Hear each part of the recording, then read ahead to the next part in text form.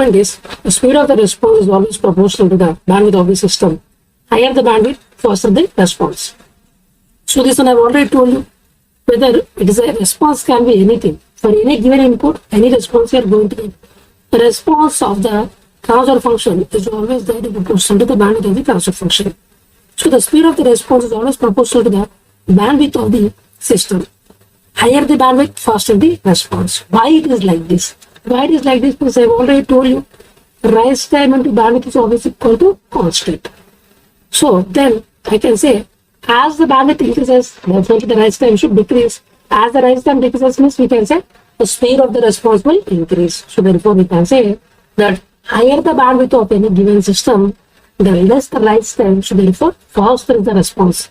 It can be any input, input can be any input, any arbitrary input. Always the speed of the response is always there in proportion to bandwidth of the system, bandwidth of the transfer function of the system. So higher the bandwidth, faster the response. Lower the bandwidth, lower speed the response. So why it is like this?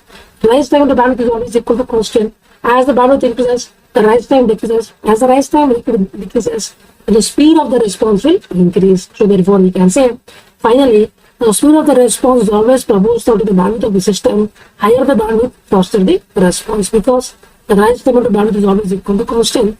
As the bandwidth increases, the rise time should decrease. As the rise time decreases means the speed of the response will increase.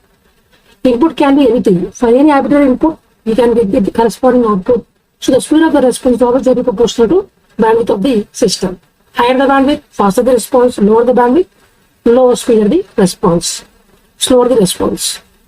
So now the next point is, with an increase in forward gain, the output value approaches to the input value. In the case of negative feedback closed loop system, yes, I've already told you, whenever you are going to increase the forward gain, then the output value is going to approaches the input value, because input value itself is the desired output value.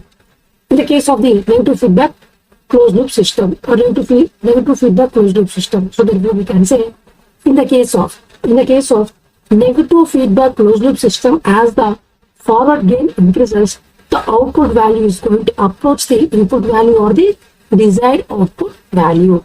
This is going to happen only in the case of negative feedback closed loop system. So we can say, in the case of negative feedback closed loop system, as we are going to increase the forward gain, then the output value is going to approach the input value or the desired output value.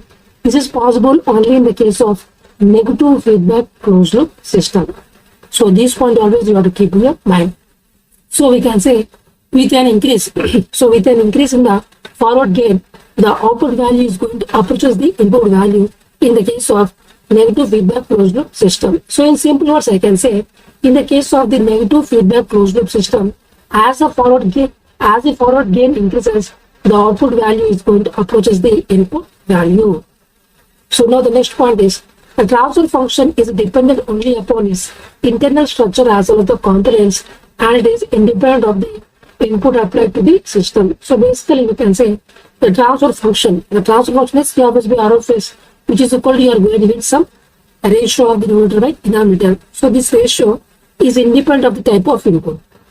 It is going to depend only on the internal structure as well as the internal components values. So we can say the transfer function is dependent only upon its internal structure as well as the internal components, and is independent of the type of the input that we are going to apply to the system. So we can say the transfer function is always dependent only upon its internal structure as well as the components, and it is independent of the type of the input that you are going to apply to the system. So we can say the transfer function is basically, it is dependent only upon its internal structure as well as the components, and is basically independent of the type of the input that you are going to apply to the system. In respect to the type of the input, the transfer function is always constant for a fixed value of internal components and a fixed value of internal structure. So we can say finally that the transfer function is always dependent only upon its internal structure as well as the internal components, and it is independent of the type of the input applied to the system. The next point is, for a prototype second-order system, the larger the bandwidth, the faster the system will respond, because the bandwidth and the rise time are mostly proportional. I've already told you. For a prototype signal system, the larger the bandwidth, the faster the system will respond because bandwidth and the rise time are inversely proportional. So this one I've already told you so many number of times because the rise time into bandwidth is always equal to constant. So we can say the rise time and bandwidth are inversely proportional. As the bandwidth increases, the rise time decreases. As the rise time decreases means the speed of the response will increase.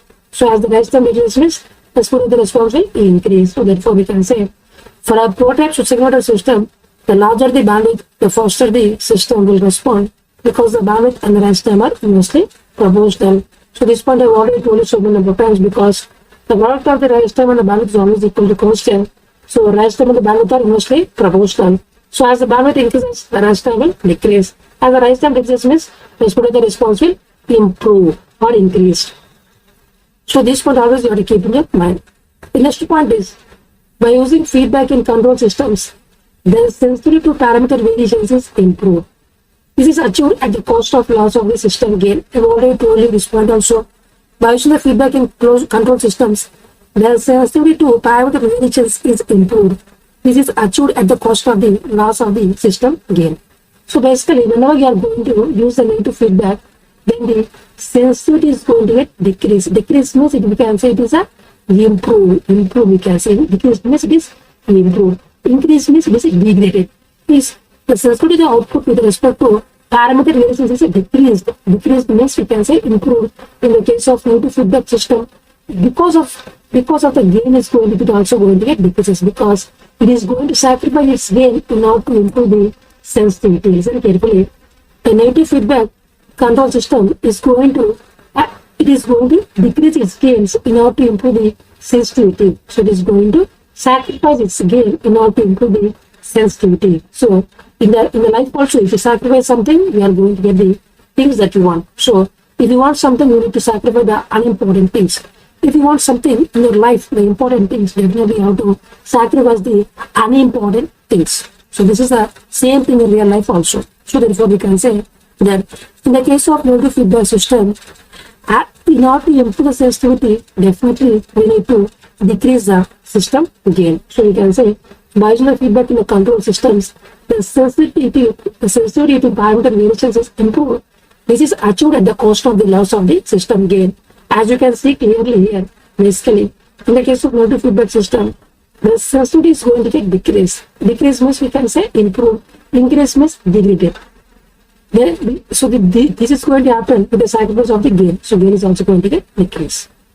The next point is the noise is proportional to the bandwidth. Higher the bandwidth means the lower the selectivity and hence the higher the noise. So I have already told you, noise is always directly proportional to bandwidth. Noise is always directly proportional to bandwidth. More is the bandwidth, more amount of noise is going to get added to the system output.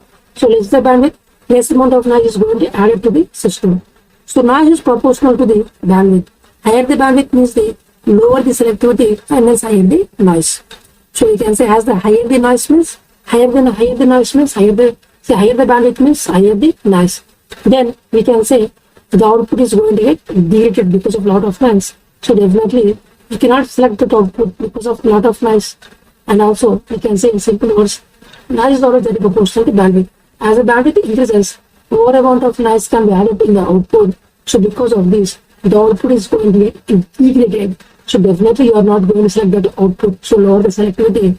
So therefore we can say finally I can say as the bandwidth increases, the noise is also going to get increases in the output. So definitely the output is having a lot of noise. So definitely you will never select that one. Means you will never select that output to lower the selectivity.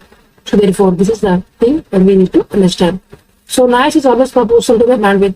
Higher the bandwidth means the lower the selectivity and hence the higher the noise. The next point is, which is with the negative feedback system, stability will increase and gain will decrease.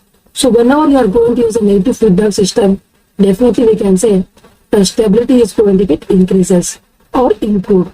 With the help of negative feedback system, you are going to improve the stability. But this is not 100%.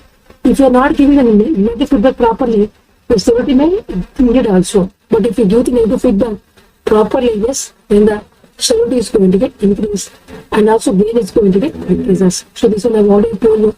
So gain is also going to get decreases in the case of negative feedback system. So we can say with the negative feedback system, stability will increase and the gain will decrease. So this point I've already told you. In the case of negative feedback system, in the case of negative feedback system, I have given a lot of parameter variations also I have given. So therefore, we can say that in the negative feedback, we can say that the stability will increase and the gain will decrease. So by using the negative feedback, we can say the overall stability will increase and overall gain will decrease. So the next point is bandwidth is always inversely proportional to the selectivity. Same thing. Bandwidth is always inversely proportional to selectivity. So the same thing. Noise is proportional to bandwidth and bandwidth is inversely proportional to selectivity. So this one I've already told you so many number of times. So listen carefully.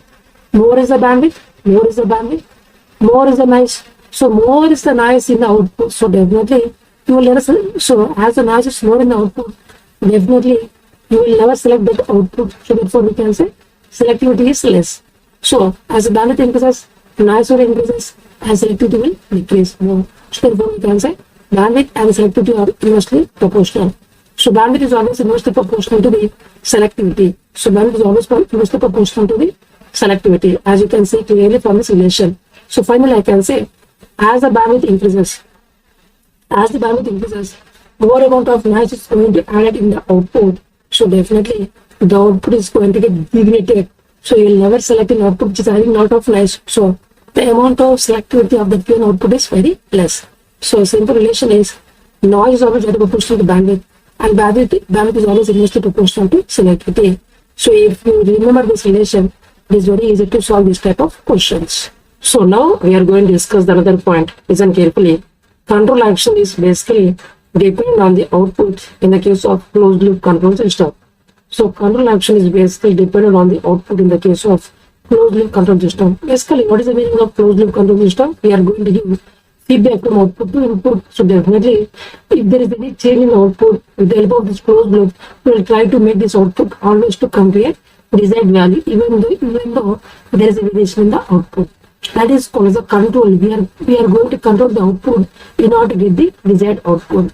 So control action is dependent on the output in the case of the closed loop control system. Yes, the control action means based on output only we can say whether our output is reaching the desired output or whether it is doing any variation. If there is any variation, it will do certain manipulation in order to get the output always equal to the desired output. So definitely we can say the control action is always dependent on the output in the case of the closed loop control system. The next point is open loop system is inaccurate and also unreliable due to the internal disturbances and as well as the lack of adequate calibration. So this point I already told you. Open loop system is basically it is inaccurate and also unreliable due to the internal disturbances as well as the lack of adequate calibration.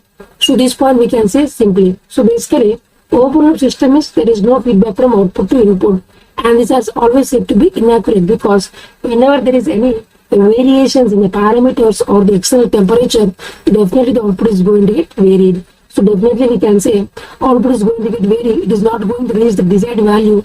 So definitely we can say it is an inaccurate system and also it is unreliable. Because we don't know whether our output is actual output, desired output or it is something output. So that is the reason we can say open loop systems are inaccurate as well as unreliable. So due to the internal disturbances and as well as the lack of adequate calibration. So basically we can't measure the output. So we can't measure the output because of this reason only we can't say whether our output is the actual desired output or something output that we don't know because we are not doing any calculation or we are not doing any calibrating the output. That is the reason due to lack of adequate calibration of the output, we can't say whether our output is reaching the desired output or something. And that is the reason we say it is inaccurate as well as unreliable. The open loop systems are inaccurate as well as the unreliable. So finally I can say open loop system is inaccurate as well as unreliable due to the internal disturbances as well as the lack of the adequate calibration. And the next point is the closed loop systems has the feedback to account the environmental changes and disturbances and become stable. So closed loop systems has a feedback to account for the environmental changes as well as disturbances and becomes stable. So basically, closed loop systems will have feedback. So therefore, if you are going to have the feedback from output to input, even if there is a internal changes, even if there is a environmental changes, even if there is any disturbances, definitely with the help of feedback, we always try to make the output as the desired output. So we can say always the closed loop system will try to make the system to be stable with the help of the feedback. Even though no matter whatever the changes, it can be internal changes or external changes or environmental changes, no matter whatever the changes, always we try to make the closed loop systems to be stable. So we can say the closed loop systems has the feedback to account for the environmental changes and disturbances and always tries to become the stable. So closed loop systems has the feedback in order to account the environmental changes as well as disturbances, and it will try to make the system to become stable. The next point is to evaluate the transient state analysis and to define the transient state specifications. The map of the input signal should not change with time, hence step signal is used. To evaluate the transient state analysis and define the transient state specifications, map of the input signal should not change with time, hence the step signal is used. So basically, this point I already told you. Suppose if you want to know, if you want to evaluate the transient state analysis and also if you want to define the transient state specifications, definitely we have to give the input after magnitude which is possible with respect to time. So this is possible only with the help of the step signal. So that is the reason we always try to give the input to the step signal, and the output is going to, it will be increasing exponential, it is increasing, we can say decaying exponential sinusoidal. Finally, we are going to get the steady state. With the help of this, we try to define all the transient specifications. All these things we can define. So therefore, we can say, in order to evaluate the transient state analysis and to define the transient state specifications, the amount of the input signal should not change with time. Hence, the step signal is used. In order to evaluate the transient state analysis and also to define the transient state specifications, the amount of the input signal should not change with time, hence the step signal is used. So we can say, in order to evaluate the transient state analysis and also to define the transient state specifications, the amount of the input signal should not change with time, hence the step signal is used. So finally I can say, if you want to analyze the transient state analysis as well as the standard state specifications, definitely whatever the input magnitude should be always possible with respect to time. This is possible only in the case of step signal. So definitely we are going to provide the step signal in order to analyze the transient state specifications like delay time, rise time, and the peak time and the steady section time. All these things we can define. The next point is to find the type of the control system. It is preferable that the gain of the feedback element should be unity, that is h of s is equal to 1. In order to find the type of the control system, it is preferable that the gain of the feedback element should be unity, that is h of s is equal to 1. So I've already told you what is the type of the system. Type of system is the number of poles which are going to present at the origin in the open loop transfer function, that is called as the type of the system. So if you want to find type of system, it is always preferable to make the h of s is equal to 1. So I've already told you what is the type of the control system. The number of poles which are going to present at the origin in the case of open loop transfer function, that is called as a type of the control system. If you want to figure the type of the control system, it is preferred to make the h of s is equal to 1. So always remember, which is the type of the system is the number of poles which are going to present at the origin in the case of open loop transfer function, that is called as the type of the system. So always try to make the h of s is equal to 1 in order to figure out the type of the control system. So finally I can say, in order to find the type of the control system, it is preferable that the gain of the feedback element should be always equal to unity, which is h of s is equal to 1. Then Kp, the next point is Kp is called as the position error constant, and Kv is called as a velocity error constant, and K is called as the acceleration error constant. These are called as the static error constants. So Kp is called as the positional error constant, and Kv is called as velocity error constant, and K is called as the acceleration error constant. These are basically which are called as the static error constants because these are the steady state errors which are defined only at the steady state only. So Kp is called as the positional error constant, and Kv is called as velocity error constant, and Ka is called as the acceleration error constant. These are basically the static error constants. The next point is, if the feedback element has the non-unity gain, then find the C of s by R of s, and now assume H of s is equal to 1 and find the G of s. This find the type and the input which gives the constant error. So basically, listen carefully. If the feedback element has non-unity, then always try to find the C of s by R of s, and now try to assume H of s is equal to 1 and then find the G of s. So with the help of this, now we can find the type and the input which is going to give the constant error. So basically what I am trying to tell you, suppose if H of s is not equal to 1, suppose if H of s is not equal to 1, then what you have to do, first thing is you have to find the C of s by R of s. So try to figure out the transfer function. After figuring out the transfer function, with the help of this transfer function, assume the mu G of s, which is G of s, and which is H of s, we are going to assume it is equal to 1. Then with the help of this, we have to find the G of s. So you know the closed loop transfer function, try to get the open loop transfer function. So if you know the closed loop transfer function, try to get the open loop transfer function. So definitely, if you want to open loop transfer function means we have to remove the feedback. If you want to remove the feedback means you have to keep the negative. So closed loop transfer function is equal to numerator by denominator. Then the open loop transfer function is equal to numerator by denominator minus numerator. So in order to get the open loop transfer function, you have to remove the feedback. Remove the feedback means keep the negative in the downward. So therefore open loop transfer function is equal to numerator by denominator minus numerator. Then we are going to get the H of s. So here G of s we are going to get, and H of s which is equal to 1. So G of H of s now we are going to get finally. So with the help of this, now we can easily figure the type of the open loop transfer function as well as the for a corresponding input we can find the steady state error also we can easily figure out. So this is what I am trying to tell you. So listen carefully. Finally I can say, suppose if H of s is not equal to 1, then try to figure out the transfer function C of s by R of s, which is a closed loop transfer function which is in the ratio of the numerator by denominator. So now we have to assume H of s is equal to 1 and G of s we need to figure out, which is the open loop transfer function, which is nothing but here or numerator by denominator minus numerator, because if you want the open loop transfer function, we have to remove the feedback from the closed loop transfer function. Removing means you have to keep the negative. So now with the help of this, now we got the G of s and we know the H of s is equal to 1. So with the help of this G of s, H of s, we are going to get some equation. So that is nothing but G of s only. So now with the help of this, now we can easily find the type of the system also we can easily figure out, and also for a corresponding input we can easily find the steady state error also we can easily figure out. So these things always you have to keep in your mind. We will discuss some remembering shortcut formulas, which is some important things that are always you have to keep in your mind, which is remembering the formulas, which are I've already told you for a characteristic equation. So I've already told you for a characteristic equation, let me write here, for the characteristic equation, as cube plus bs square plus cs plus d is equal to 0.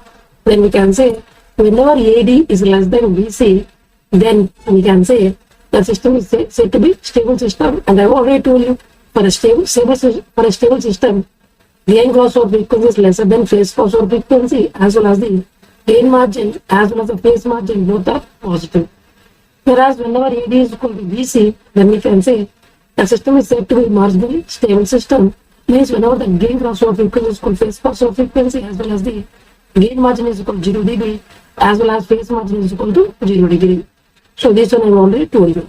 And whenever AD is greater than BC, then we can say the system is said to be unstable system. So for unstable system, the gain crossover frequency is greater than phase crossover frequency, as well as the gain margin and phase margin both are negative. So this point I have already told you so much number of times. So always remember, whenever for this characteristic equation of third order, as cube plus bs cube plus cs plus d is equal to 0, and whenever AD is less than BC, we say it is a stable system. For a stable system, the gain crossover frequency is lesser than phase crossover frequency, and both the gain margin as well as the phase margin both are positive. And whenever AD is equal to BC, then we can say the system is said to be marginally stable system. For this system, the gain crossover frequency is equal to phase crossover frequency. Both the gain margin as well as phase margin both are 0. And whenever AD is greater than BC, then we can say the system is said to be unstable system, and for unstable system, the gain crossover frequency is greater than the phase crossover frequency. Both the gain margin as well as the phase margin both are negative. So this you can see clearly from this one. And now for the lead compensator, and I've already told you, basically the lead compensator has more number of volts. So transient also has more number of volts, whereas the lag compensator has less number of volts. So steady is also having less number of volts. So we can say the lead compensator is always used to improve the transient characteristics, and the polar plot is going to it is going to lie only in the first quadrant of the S-plane. Whereas for the lag compensator it is basically used to improve the steady state response, and the polar plot of this lag compensator is going to lie in the fourth coordinate. So this one I have already told you so many number of times. So we can say for the lead compensator is always used to improve the transient characteristics of the system, and the polar plot of the lead compensator is always going to lie in the first quadrant of the S-plane. Whereas the lag compensator is always used to improve the steady state characteristics of the system, and the polar plot of the lag compensator is always going to lie in the fourth quadrant of the S-plane. And I've already told you, see, always in the case of the state variables, this is the QC and this is the observable. So we can say this is a control matrix and this is the observable matrix. So basically, if you want to write the observable matrix, V plus B by C transpose and V plus A by A transpose, so this I have already told you. Let me go for 2 by 2 matrix. Let me go for 2 by 2 matrix. Here it will become A, B, it will become AB. Or for observable matrix, V plus B by C transpose and V plus A by A transpose. So like this always you have to keep in your mind. So this is the way by which with the help of observable matrix we can write the observable matrix V plus B by C transpose and V plus A by A transpose. So these things always you have to keep in your mind. So these are the shortcuts. If you know one thing, you can get the other thing also. So now let me write the summary. So let me write the summary for this one. For each and every PD, PI and PID. So let me write the summary of each and everything. What does PD does, what does PI does, what does PID does, each and everything I am going to discuss in detail. So in the case of proportional derivative, what is the things that are going to happen? I have already told you, in the case of lead, LEAD, in the case of PD, D is there. So definitely it is used to basically, it is like a lead compensator. So PD is nothing but it is like a lead compensator. So we can say like that. So now, lead compensator is always used to input the transient response, means the rise time is going to get decreased, means the speed of the response will increase. Then I have already told you the rise time to bandwidth is always equal to constant, which is equal to 0.35. So as the rise time decreases, the bandwidth will increase. See, in all the three, zeta will always increase. I have already told you in all these three, zeta is going to get increased. And I have already told you zeta and MP are inversely proportional. As zeta increases, MP will decrease. In all the cases, zeta increases means MP will decrease. Then in this case, the natural frequency is always constant. It is same previous and now also. Whereas the steady state error is always equal to finite in the case of this one. And here, basically the stability. So derivative means S terms. With the help of S terms, yes, the stability is going to get increased. Then signal to noise ratio. So derivatives are always going to increase the noise. So therefore, signal to noise ratio is going to get decreased. See, it is not going to affect the type and it is not going to affect the order. So it does remain as it is. And is similar to PD, we can say it's the lead compensator. Simply we can say it's the lead compensator. Now let's go for the PI, proportional integral. So it is nothing but it's a lag compensator. We can say it is like a lag compensator. So lag compensator is always used to improve the steady state characteristics. Steady state means we can say the steady state will become 0. So rise time will become opposite of this one. So your rise time will increase. So bandwidth will decrease because both are inversely proportional. So now I have already told in all the three cases, zeta will increase means MP will decrease. So we don't know, we can't comment on the natural frequency, but the steady state error will always equal to 0.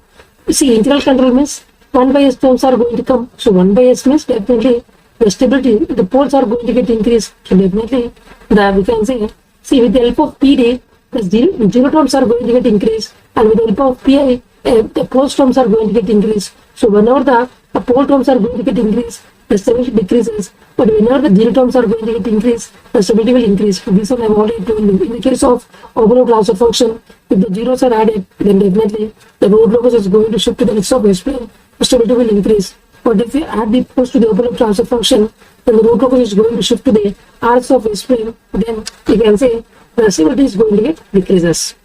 So because of these S terms, the both are going to get increased, the stability will decrease.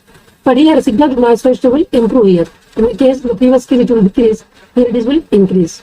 So type in order, see because of S1 by S terms, the fluid type is increased as well as the order is also increased by 1 unit. It is similar to lag compensator. Then go for the PID. PID is nothing but proportional integral derivative. It is going to improve both the transient response as well as the steady state error. I have already told you. So it is equal to lag compensator. So it is going to improve both the transient response as well as the steady state characteristics. So it is going to improve the transient response means the rise time will decrease and the steady state error will become 0 because it is going to improve both the transient state characteristics as well as steady state characteristics.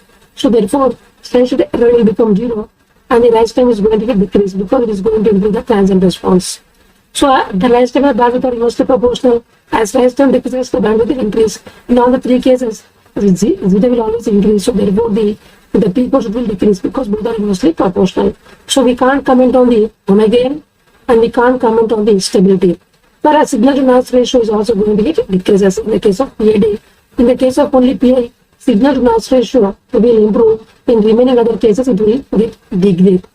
And the type in order is because of 1 by S terms, we can say because of 1 by S terms, the pole is going to increase by 1 unit and the order is also going to get increased by 1 unit. And it is similar to lag compensator. So always remember in simple words I can say PD. PD means basically it is a lead compensator. Here D is there, here also D is there. So it is going to improve the transient state characteristics. So therefore the rise time decreases. So therefore we can say finally that in the case of PD compensator, say I already told you PD is nothing but it is equal to lead compensator because here D is there, here also D is there. So in all the three cases, the zeta will always increase and the P quotient will always decrease because if zeta increases means the P quotient will decrease because both are inversely proportional. In the case of PD, it is going to improve the transient characteristics, so rise time will decrease and the bandwidth will increase here. In the case of PI, it is going to improve only the steady state characteristics, so ESS is equal to 0, but the rise time will become opposite of the previous case. PI this will increase means this one will decrease. In the case of PID, it is going to improve both the transient response as well as the steady state characteristics. So ESS is equal to 0 and here will decrease. So bandwidth will increase. So now here in the case of a PD, S terms are increased, so stability will increase. In the case of PI, 1 by S terms are increased, so stability will decrease. So this is the things always you have to keep in your mind. So now here we can say signal to noise ratio because of differentiator. We can say the noise is going to get improved, so it is going to get increased. So signal to noise ratio will decrease. Same thing in the case of PID also. Whenever you see differentiator, definitely we can say that it is going to increase the noise. So signal to noise ratio will decrease. In the case of PI, the signal to noise ratio will improve. But in the case of remaining two things, whenever you see differentiator, definitely the noise is going to get increase. So because of that, signal to noise ratio will decrease. So these things always you have to keep in your mind. So whenever you see 1 by S terms, in the case of PI and PID, you will see 1 by S terms. So because of that, the type and the order is going to increase by 1 unit. So these things always you have to keep in your mind. So this is a summary of all these three compensators. So definitely you'll come across at least one question from this concept. We'll discuss some more important points, which is a pair of potentiometer can act as an error detector. So a pair of potentiometer can act as an error detector.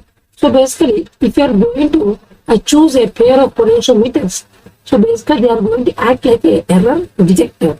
So if you are going to use a pair of potentiometers, basically they are going to act like an error detector. So whenever you are going to choose a pair of potentiometers, basically they are going to act like an error detectors. So this one always you have to keep in your mind. So whenever you are going to use a pair of potentiometers, so they are going to act like a error detector. So whenever you are going to choose a pair of potentiometers, so basically they are going to act like a error detector. The next point is DC tachometer is a small DC generator whose input is mechanical speed and the output is electrical voltage which is proportional to speed. I already told you what is the basic agenda of a DC tachometer. It is basically a small DC generator whose input is the mechanical speed and the output is the electrical voltage which is basically proportional to speed. So this one I have already told you. DC tachometer is nothing but it is going to measure the speed of the rotation. So therefore, it is like a small DC generator whose input is a mechanical speed and the output is nothing but it's electrical voltage is basically proportional to the speed. So this one I have already told you.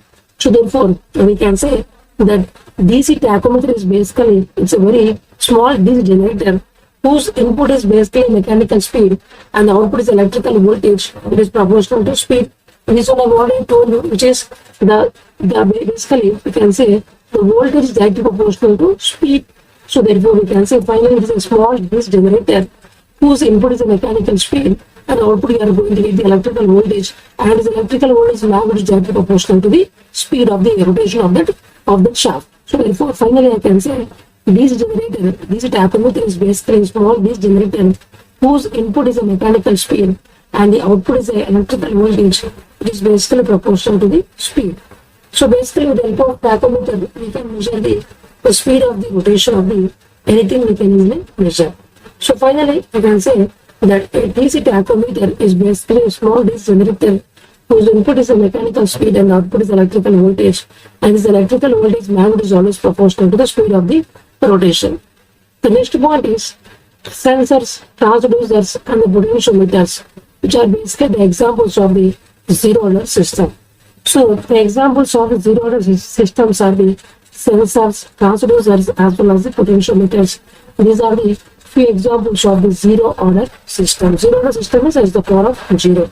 So we can say sensors, transducers and the potentiometers. So simply we can say in the case of potentiometers, output is proportional to displacement. Is proportional to displacement. So if we try to remove this proportionality, we are going to E is equal to K into X. Here E of T and X of T. If we try to make into the Laplace transform, we are going to get E of S by X of S is nothing but K of K. So we can get the zero-order system. So therefore we can say these are the best examples of the zero-order system, which are nothing but sensors, transducers as well as the potentiometers, which are basically the best examples of the zero-order systems. Whereas the thermal systems, thermometers and the liquid level systems and the phonetic systems as well as RC/RL networks, which are the examples of the first order systems. So we can say thermal systems, thermometers, liquid level systems, phonetic systems as well as RC/RL networks are the best examples of the first order system. This one I've already told you in the case of RC/RL also. So definitely we can say the best examples of the first order systems are the thermal systems, thermometers, liquid level systems and the phonetic systems.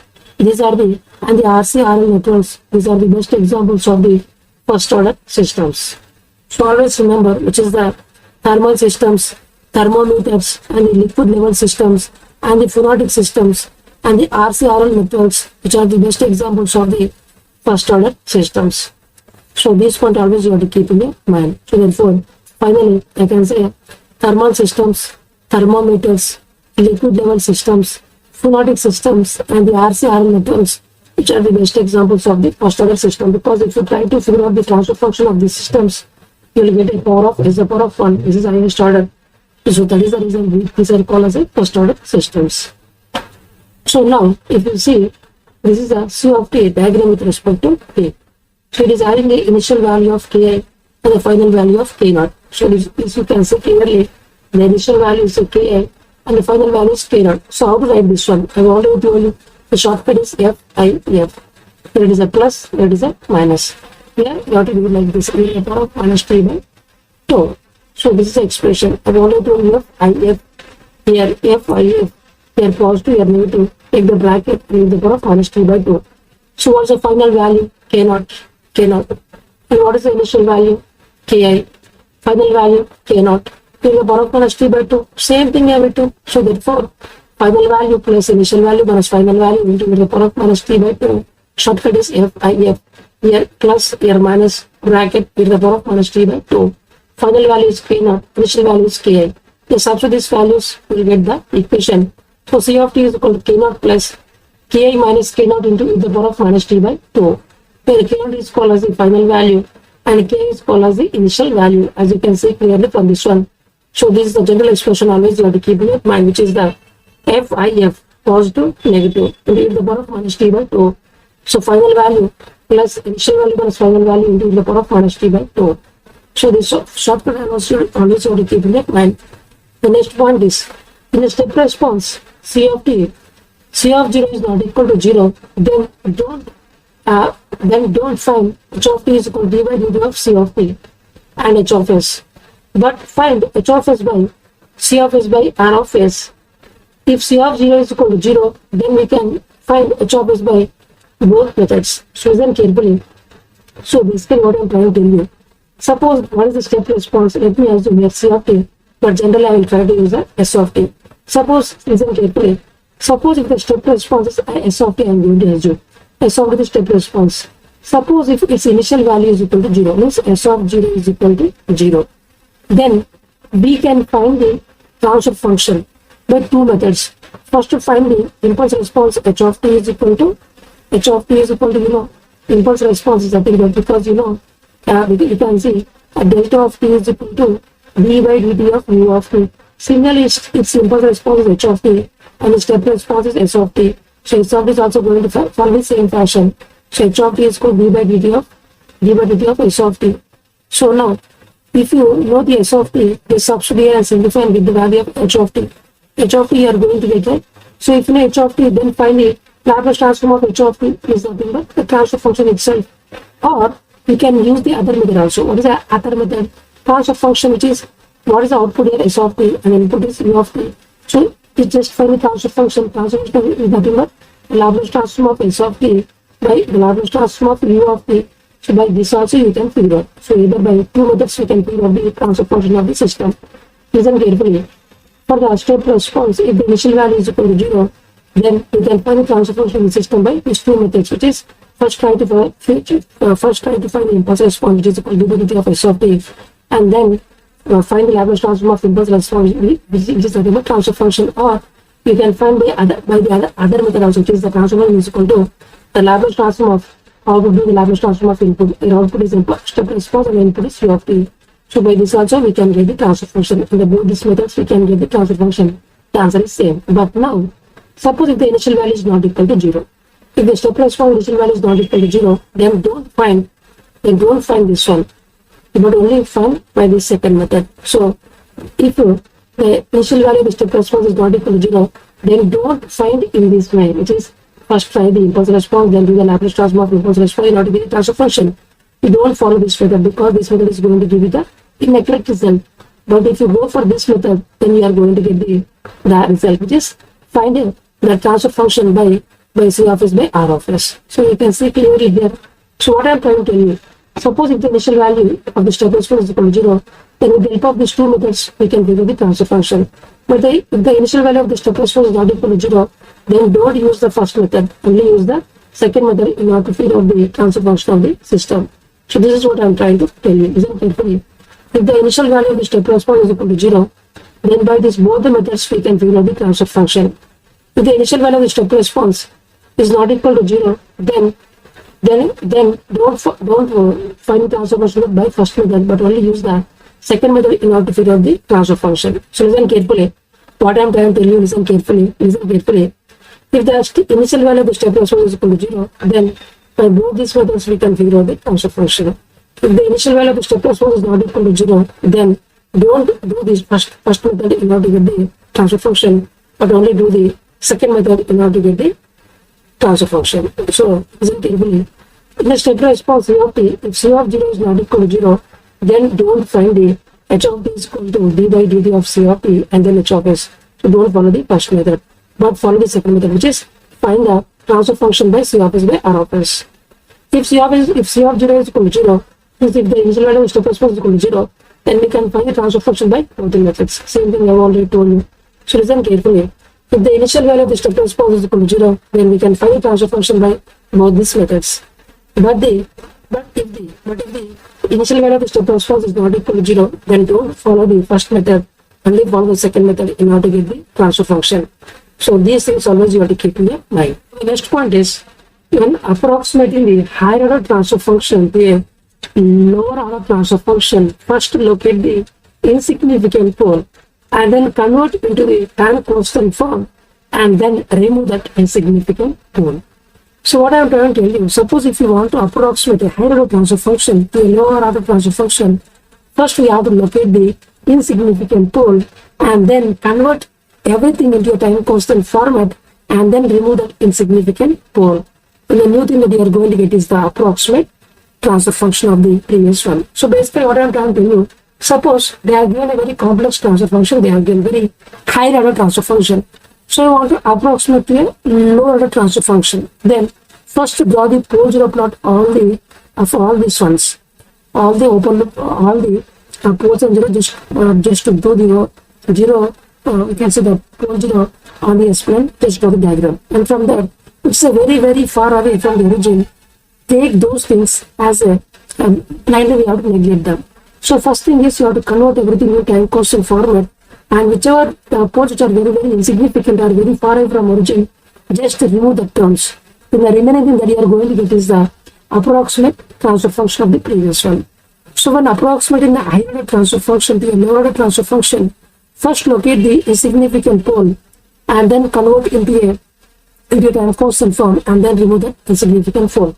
So I can say in simple words that first thing is they are going to give a very complex higher order transfer function. So now I want to do the approximation.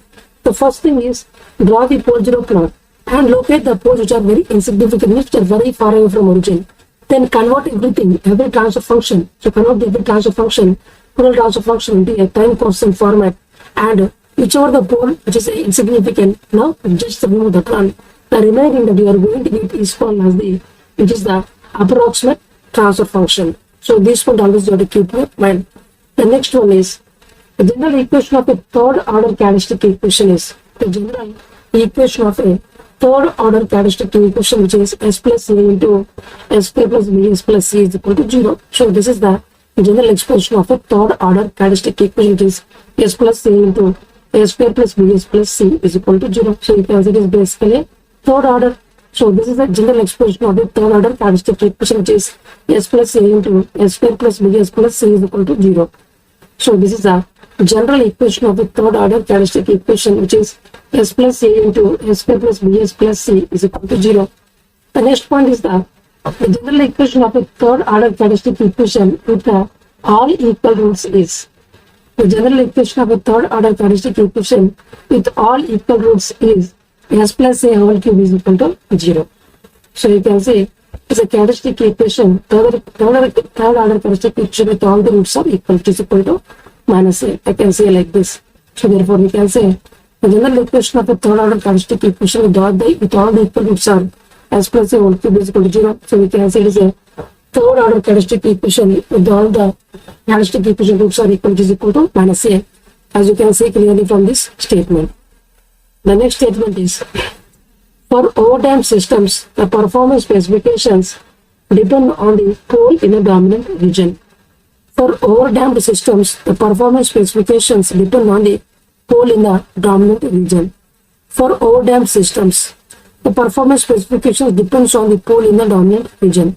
So what is the meaning of overdamped systems for zeta greater than 1? So definitely we can say for overdamped systems, we can say clearly that for overdamped systems, definitely we can say that zeta is greater than 1 means all the poles are going to lie on the purely on the real axis only. One will go far away from the real axis, one will come very near to the imaginary axis in the real axis only. So whichever the pole which is very dominant, on this pole only the performance specifications are going to get dependent. So dominant means the pole which is very closer to origin. Insignificant means the pole which is very far away from origin. So dominant means it will take a lot of time in order to settle down. Insignificant means within less time it is going to get decay. That is the meaning of this one. So for overdamped systems, the performance specifications, they are going to depend only on the pole which is present in the dominant region. So for overdamped systems, the performance specifications, they are going to depend only on the pole in the dominant region. So in simple words, I can say For overtime systems means t is greater than 1. So for overtime systems, always the poles are going to lie on the real axis only. Only on the real axis only they are going to lie. So whichever the pole which is very closer to origin, that is called dominant pole, and whichever the pole which is lying far away from origin is called as insignificant pole. So insignificant poles will take less amount of time in order to decay the exponential part, whereas the dominant poles will take more amount of time in order to decay. So therefore we can say the performance specifications, they are going to depend only on the poles which are going to present on the dominant region. So therefore we can say finally for overtime system, the performance specifications, they are going to depend only on the pole which is going to lie on the dominant pole, because this pole will take a lot of time in order to decay the exponential part. So therefore only on this one it is going to depend. So finally I can say for overtime systems, the performance specifications, they are going to depend only on the pole which is going to present in the dominant region. The next point is, when the R of t is in the RPS, then try to convert it into radians per second. Suppose if R of t is the input, suppose in the question if they are given R of t in the RPS means rotations per second, then try to convert into radians per second. So listen carefully. Suppose if the input R of t, they are given in terms of RPS, rotations per second, then try to convert it into the radians per second. When the steady state error is in the degree, then try to convert it into radians. So these two things always you have to keep in your mind. So whenever the R of t, if it is in RPS, then try to convert into radians per second.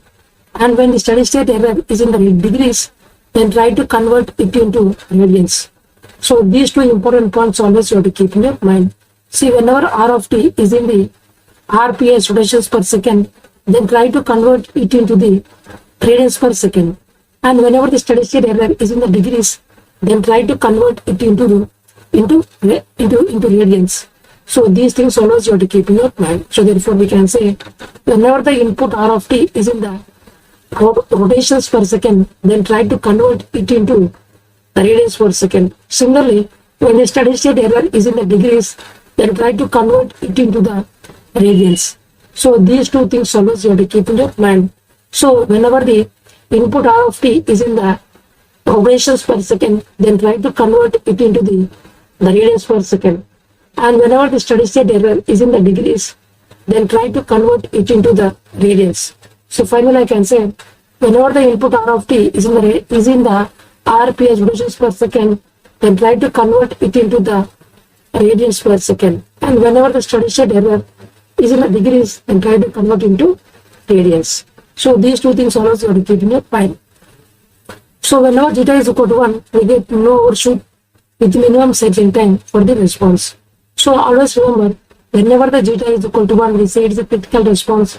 So whenever zeta is equal to 1, always we say that the settling time is equal to always minimum value.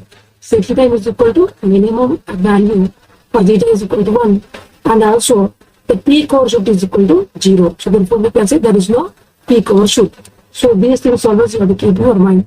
So therefore we can say whenever the zeta is equal to 1, we say that the peak overshoot is equal to 0 and the second time is minimum. So these two things always you have to keep in your mind. So whenever zeta is equal to 1, we say peak overshoot is equal to 0 and also the second time is equal to minimum. So these two things always you have to keep in your mind. So therefore we can say whenever the zeta is equal to 1, we say that the second time is equal to minimum and the peak overshoot is equal to 0. So these two things always you have to keep in your mind. So whenever zeta is equal to 1, we say the peak overshoot is equal to 0 and we say that the cycle time is equal to minimum. So cycle time is minimum only for the zeta is equal to 1 response and peak overshoot is equal to 0. So there will be no peak overshoot. The response will be purely exponential increasing signal and finally it is going to reach the steady state value. So therefore we can say that whenever zeta is equal to 1, there will be no overshoot with the minimum cycle time for the response. So finally I can say whenever zeta is equal to 1, we say it is critically we say it is a critical time system and the cycle time is equal to minimum and the peak overshoot is equal to 0, or simply we can say there is no peak overshoot. So finally I can say whenever data is equal to 1, we say it is a critical dam system, and we get the no overshoot or the peak overshoot is equal to 0 with the minimum settling time for the response. So now the next point is the time constant for the closed loop system is always lesser than the open loop system. So this one always you have to keep in your mind. So time constant for the closed loop system is always lesser than the time constant of the open loop system. So this point always you have to keep in your mind. The time constant of the closed loop system is always lesser than the time constant of the open loop system. So this point always you have to keep in your mind. The time constant of the closed loop system is always lesser than the time constant of the open loop system. So what is the meaning of this one? See, I've already told you what is the meaning of time constant. Time constant means it's the time taken by the system in order to reach the 63.2% of the final value. So here, in order to reach this value, the time taken for the closed system is always lesser when compared to the open loop system. Means within less time, the output is going to reach the steady state value when compared to open loop system. So this is the meaning of this one. The time constant for the closed loop system is always lesser than the open loop system. Similarly, gain also we can say the gain is also going to follow the same relation. The gain of the closed loop system is always lesser than the gain of the open loop system. Same thing. This also same. Similar time constant is also same. Similar gain is also same. So we can say that the time constant for the closed loop system is always lesser than the time constant of the open loop system, as well as the gain of the closed loop system is always lesser than the gain of the open loop system. Time specifications are independent of the final value of the response. Time specifications are independent of the final value of the response, but the peak overshoot depends only on the final value in a linear fashion. So what I am trying to tell you? So basically, the time specifications, whatever time specifications, real time, rise time, peak time, all these are called the time specifications, which are basically independent of the final value of the response. But whereas the peak overshoot is going to depend upon the final value in a linear fashion. So NP is always directly proportional to the final value. As the final value increases, the peak overshoot is also going to get increased. As the final value decreases, the peak overshoot is also going to get decreased. So these things always you have to keep in your mind. So therefore, we can say that the time specifications are always independent of the final value of the response, like real time, rise time, peak time. All these are independent of the final value of the response. But the peak overshoot is going to depend upon the final value in a linear fashion. So this point always you have to keep in your mind. So we can say time specifications are basically independent of the final value of the response, whereas the peak overshoot is going to depend upon the final value in a linear fashion. So this point always you have to keep in your mind. So therefore finally I can say the time specifications which are independent of final value of the response, which means that the delay time, rise time, and the peak time, settling time, these are basically independent of the final value of the response, whereas the peak overshoot is going to depend upon the final value in a linear fashion. Peak overshoot is going to basically depend in a linear fashion with respect to final response. Means as the peak overshoot as the final value increases, peak overshoot increases. As the final value decreases, the peak overshoot decreases in a linear fashion. The next point is in the closed loop transfer function, if we keep S is equal to j omega is equal to 0, then we get the closed loop this again. Then we can say we get the closed loop this again. Here let me write here. This is called as the closed loop. So closed loop DC gain. So closed loop DC gain. So this point always you have to keep in your mind. So therefore I can say like this. In the closed loop transfer function, if we keep S is equal to 0, then we are going to get the closed loop DC gain. So this point always you have to keep in your mind. So therefore we can say in simple words, in the closed loop transfer function, if we keep S is equal to 0, then we get the closed loop DC gain. So this point always you have to keep in your mind. So therefore finally I can say in the closed loop transfer function, if we keep S is equal to 0, then we are going to get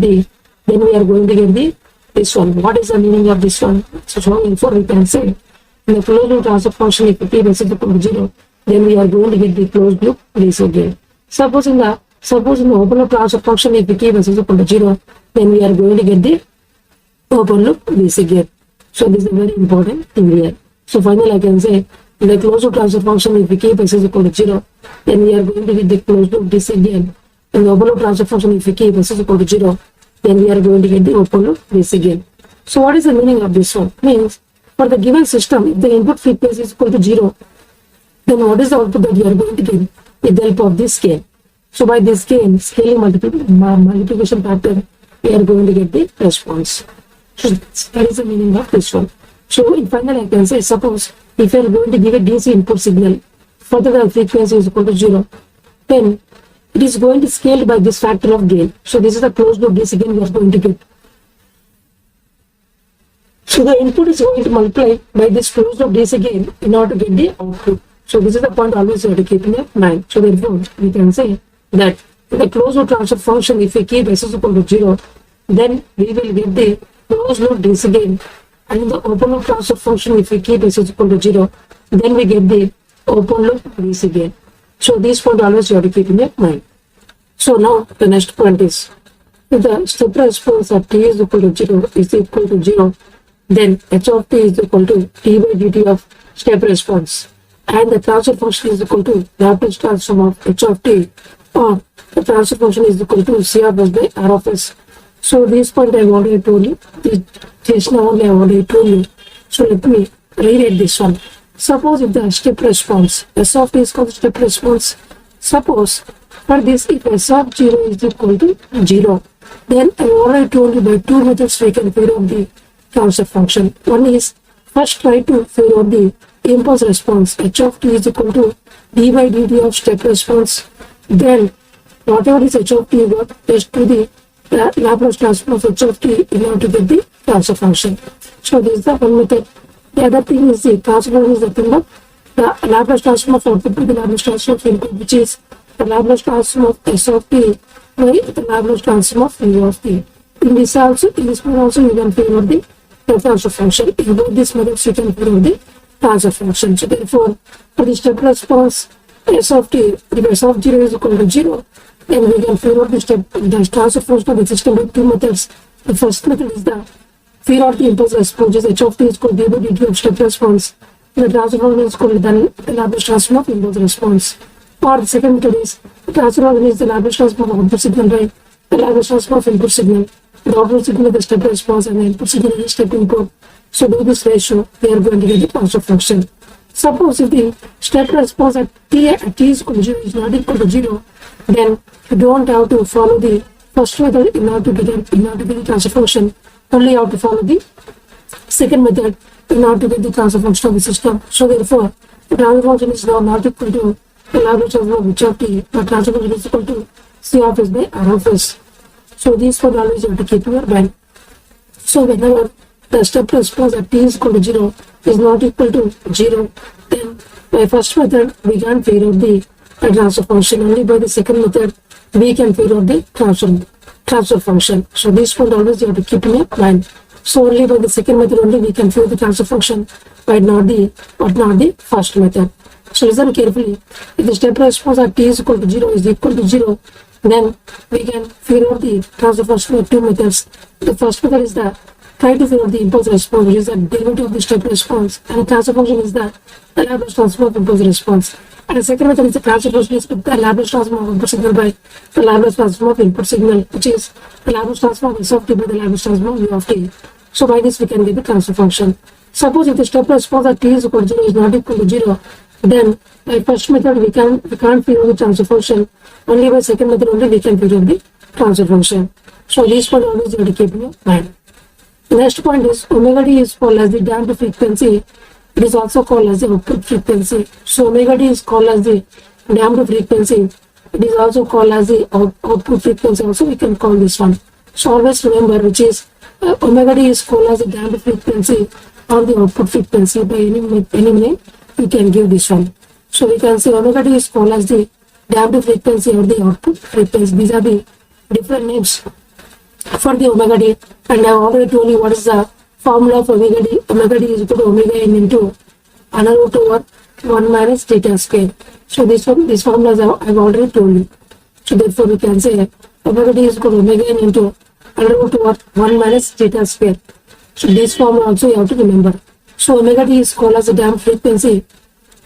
It is also called as output frequency, and its formula is omega n into under root over 1 minus theta square. Its unit is radians per second.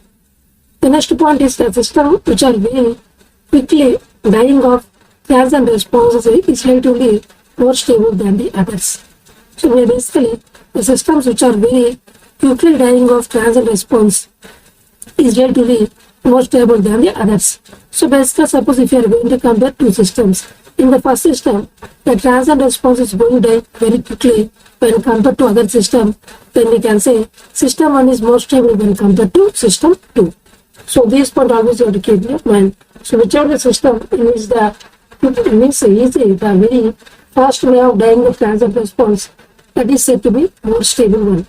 The system which are very quickly dying of transient response is relatively more stable than the others. So I already told you, if you are going to compare two systems, for the first system, if the transient is going to die very fast when compared to second system, we can say the first system is said to be more stable when compared to other one. So we can say the system which are very quickly dying of the transient response is relatively more stable than the other. The system which are very quickly dying of transient response is relatively more stable than the others. So this point always you have to keep in mind. So therefore we can say that the whichever the system which are having very quickly dying of transient response is relatively more stable than the others. The system which are very quickly dying of the transient response is relatively more stable than the others. The next point is that with the introduction of the integral control, the steady state error decreases. I have already told you, if you are going to use the integral control, then definitely the steady state error will decrease and finally it will become 0 also. Because PI controller is also proposed integral controller. By using integral controller, always the steady state error will decrease. So with the introduction of the integral controller, the steady state error will decrease. So by using the integral control, the steady state error will decrease. The next formula is that the generalized error coefficients provide a simple way of determining the nature of the response of a feedback control to any arbitrary input. The generalized error coefficients provide a simple way of determining the nature of the response of a feedback control to any arbitrary input. The generalized error coefficients provide a simple way of determining the nature of the response of a feedback control to any arbitrary input. So basically, if you know the generalized error coefficients, which are Kp, Kv, Ka. So by using this, we can easily figure out the steady state error, we can easily figure out for any type of input. So therefore, we can say the generalized error coefficients provide a simple way of determining the nature of the response of a feedback control to any arbitrary input. So this one always you have to keep in mind. So therefore, we can say the generalized error coefficients provide a simple way of determining the nature of the response of a feedback control to any arbitrary input. So we can say the generalized error coefficients provide a simple way of determining the nature of the response of a feedback control to any arbitrary input. So I've already told you, if you know Kp, Kv, Ka, then we can figure out the steady state error. We can use the figure out for any corresponding input. Same thing, this point is also same. So we can say finally, the generalized error coefficients provide a simple way of determining the nature of the response of a feedback control to any arbitrary inputs. The next point is the generalized error coefficients leads to calculation of the complete steady state response without actually solving the system differential equation. The generalized error coefficients leads to calculation of the complete steady state response without actually solving the system differential equation. So basically, I have already told you, just by knowing the Kp, Kv, Kv, Kp, Kv, Ka, we can figure out the steady state error of a response. We can easily figure out without even solving any complex differential equations. The generalized error coefficients used to calculation of the complete steady state response without actually solving the system differential equation. So same thing I've already told you. So therefore, just by knowing the KP, KA, we can figure out the steady state error of any response. We can easily figure out without actually solving any complex differential equation. So finally I can say the generalized error coefficients used to calculation of complex steady state response without actually solving the system differential equation. The next point is for a type 1 system, the steady state error of for as long as an input is infinite. So this you can see clearly from the table also. I've already told you for type of a system is a type 0, type 1, type 2. These are unit step input, ramp input, parabolic input.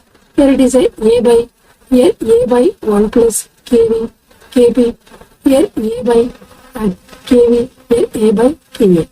The remaining things are 0, 0, 0. Here infinity, here infinity, here infinity. So we can say for type 1 system is this one. For type 1 system, steady state error for the acceleration input is nothing but, which is you can see clearly here, its value is equal to infinity. So therefore we can say for type 1 system, the steady state error for acceleration input is infinite, as you can see clearly from this table also. So these things always you have to keep in your mind. We are going to discuss another point, listen carefully. With the introduction of the integral control, the steady state error decreases. Same thing I've already told you. Whenever we are going to reduce the integral control, definitely the steady state error decreases as the type of a system becomes higher. That is, increasing number of integrators. Means whenever 1 by s terms are increases, the type of system increases by 1 unit. I've already told you. Progressively, more steady state errors are eliminated. However, additional integrations introduce a distinct possibility of system instability. So whenever the integrators are added more and more, then definitely the system is going to become unstable or instability. I have already told you by the number of ports are increases, the root log is going to shift to the axis of S plane, the system will become unstable. As I have already told you, so therefore we can say whenever you are going to use the integral control, the steady state error will decrease, the type of system increases by 1 unit, and the order of system is also increased by 1 unit, whereas the system will become unstable. So this point I have already told you. So therefore we can say with the introduction of the integral control, the steady state error decreases as the type of a system becomes higher, that is, increasing number of integrators progressively, more steady state errors are eliminated. However, additional integrations introduce a distinct possibility of system instability or unstable.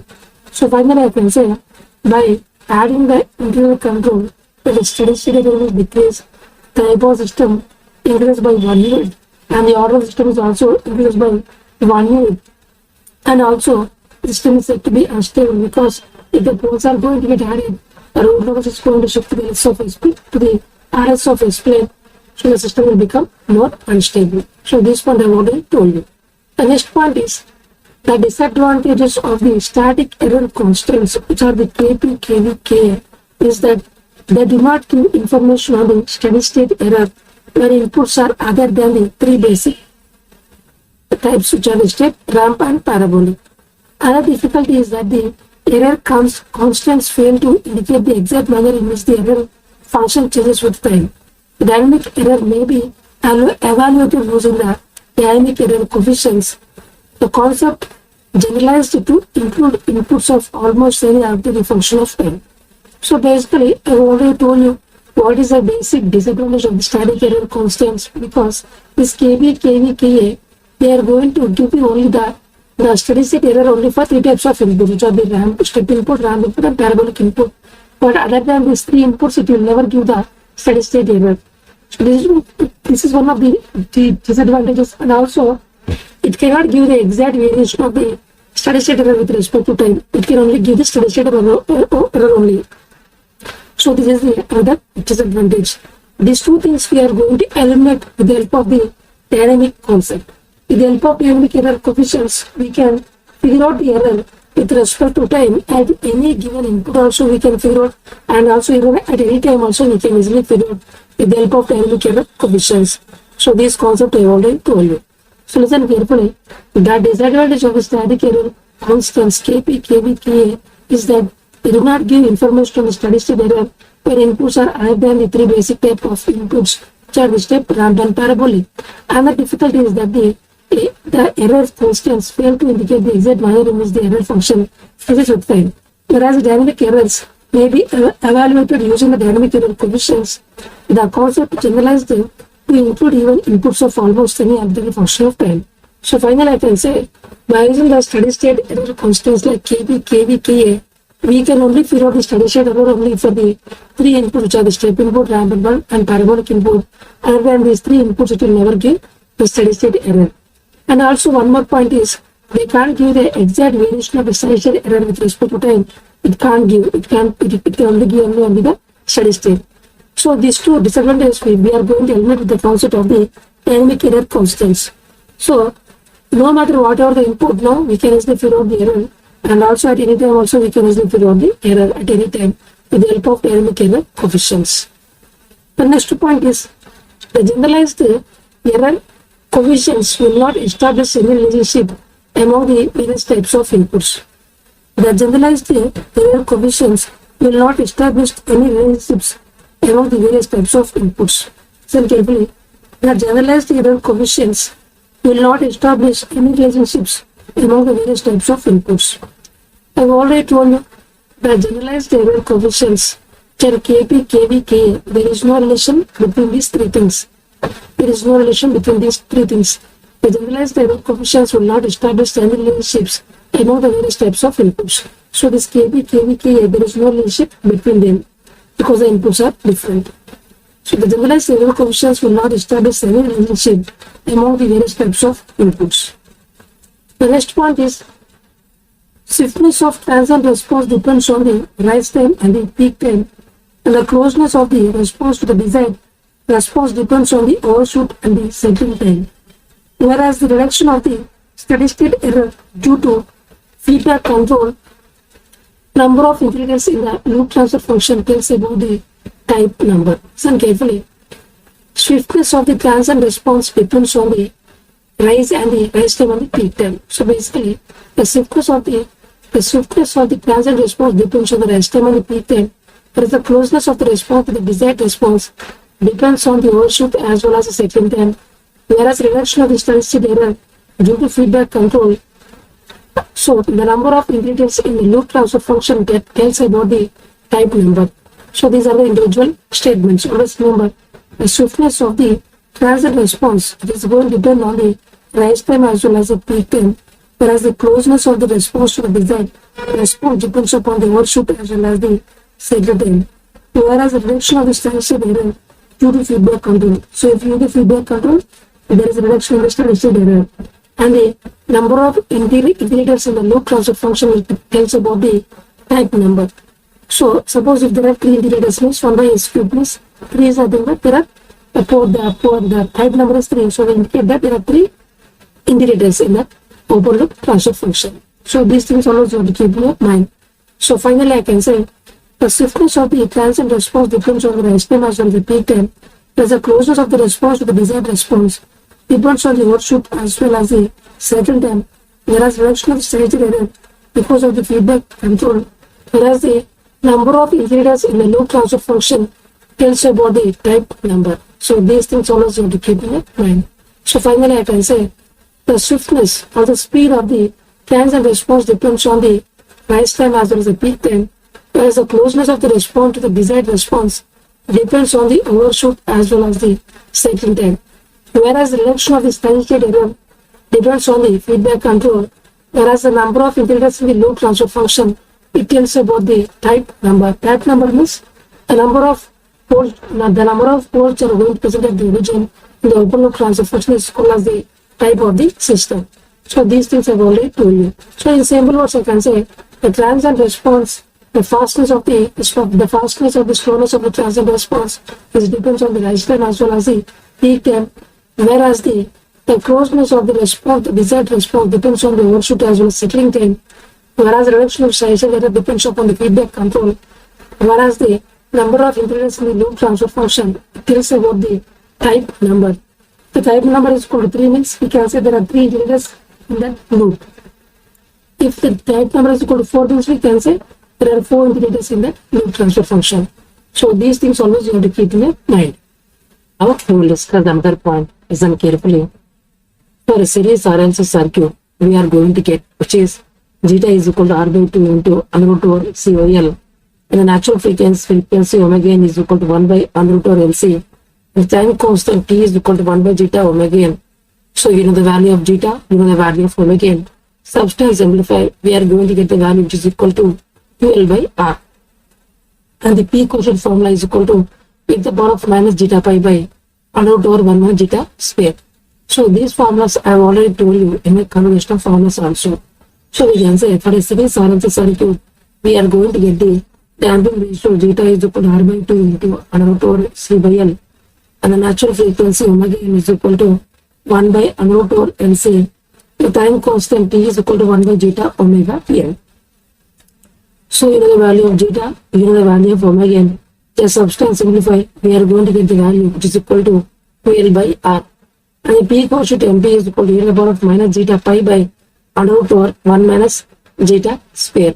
So finally, I can say for a series RLC circuit, we are going to get the damping ratio zeta is equal to R by 2 into under root over C by L. And the natural frequency omega n is equal to 1 by under root over LC. And the time constant T is equal to 1 by zeta omega n. So you know the value of zeta, you know the value of omega n. The substance simplify, we are going to get the value which is equal to QL by R. And the T quotient NT is equal to e to the power of minus zeta pi by under root over 1 minus zeta square. So these things always you have to keep in your mind. The next one is, we can say that, we can say the initial value theorem and the final value theorem, always you have to keep in your mind. So what are the initial value theorem and the final value theorem, which is limit t tends to 0, f of 0, f of t, it is nothing but f of 0 is equal to limit s tends to infinity s into f of s. This is called as initial value theorem. If t is equal to 0 means s is infinite, vice versa. Similarly, what is the final value theorem? You can say limit t tends to infinity, f of t is equal to f of infinity is equal to limit s tends to 0, s into f of s. So this is the initial value theorem and this is the final value theorem. So final value theorem is applied only for stable systems, but not for unstable systems. So first thing is you need to confirm whether a given system is stable or not. If it is stable, then only you have to apply the final value theorem. If it is an unstable system, then you don't have to apply this final value theorem. So this point always you have to keep in your mind. So therefore we can say the initial value theorem is applied only for the, it can apply for both the stable as well as the unstable systems, but the final value theorem is applied only for the stable systems. So this point always you have to keep in your mind. So what is the initial value theorem? Which is limit t tends to 0, f of t is equal to f of 0 is equal to limit s tends to infinity s into f of s.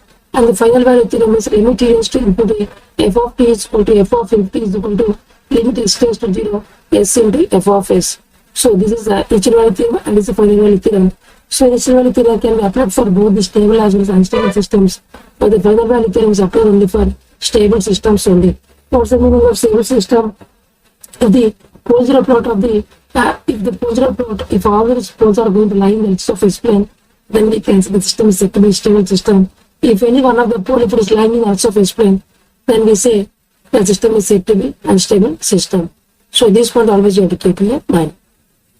So the next formula is the Laplace transform of f of t is equal to f of s, and the Laplace transform of e to the power of minus at into f of t is equal to f of s plus a. So these formulas always you have to keep in your mind, which is the Laplace transform of f of t is equal to f of s, and the Laplace transform of e to the power of minus at into f of t is equal to f of s plus a. So these things always you have to keep in your mind. So we can say the Laplace transform of f of t is equal to f of s, and the Laplace transform of e to the power of minus at into f of t is equal to f of s plus a means replace s by s plus a, we are going to get this equation. So finally I can say the Laplace transform of f of t is f of s, and the Laplace transform of e to the power of minus at into f of t is equal to f of s plus a. So these things always you have to keep in your mind. So finally I can say if the Laplace transform of f of t is f of s, then the Laplace transform of e to the power of minus at into f of t is equal to f of s plus a. So these things always you have to keep in your mind.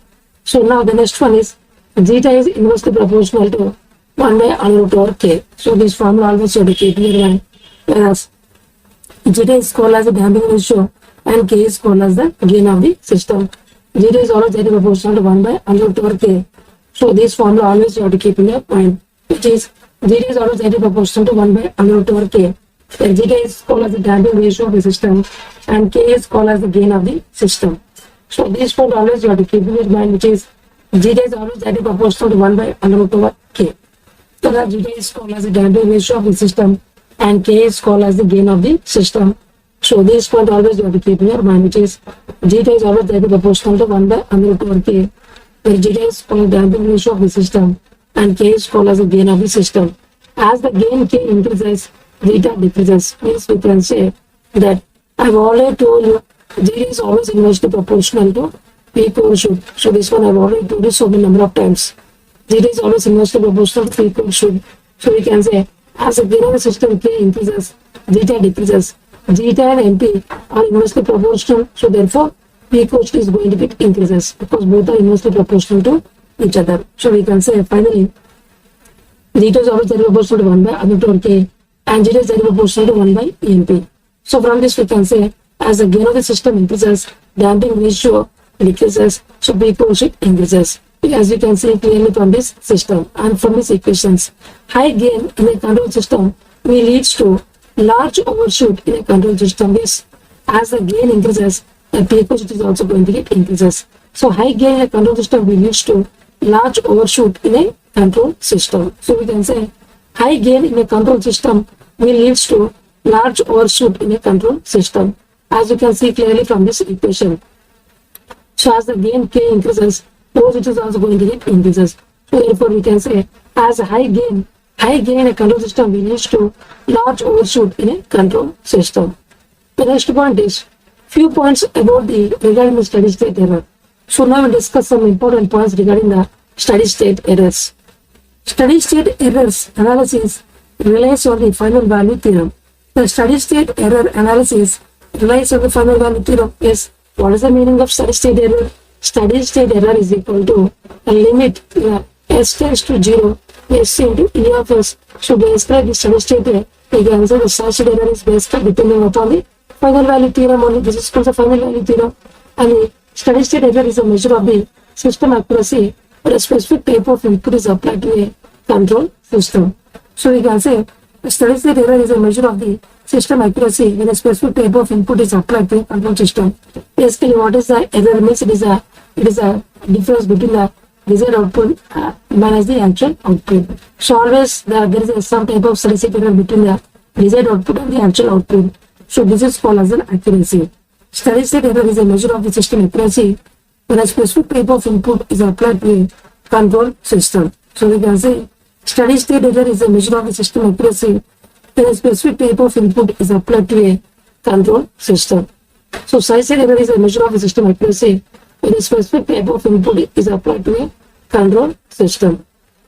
So we can say what is steady state error? It's the difference between the desired output and the actual output.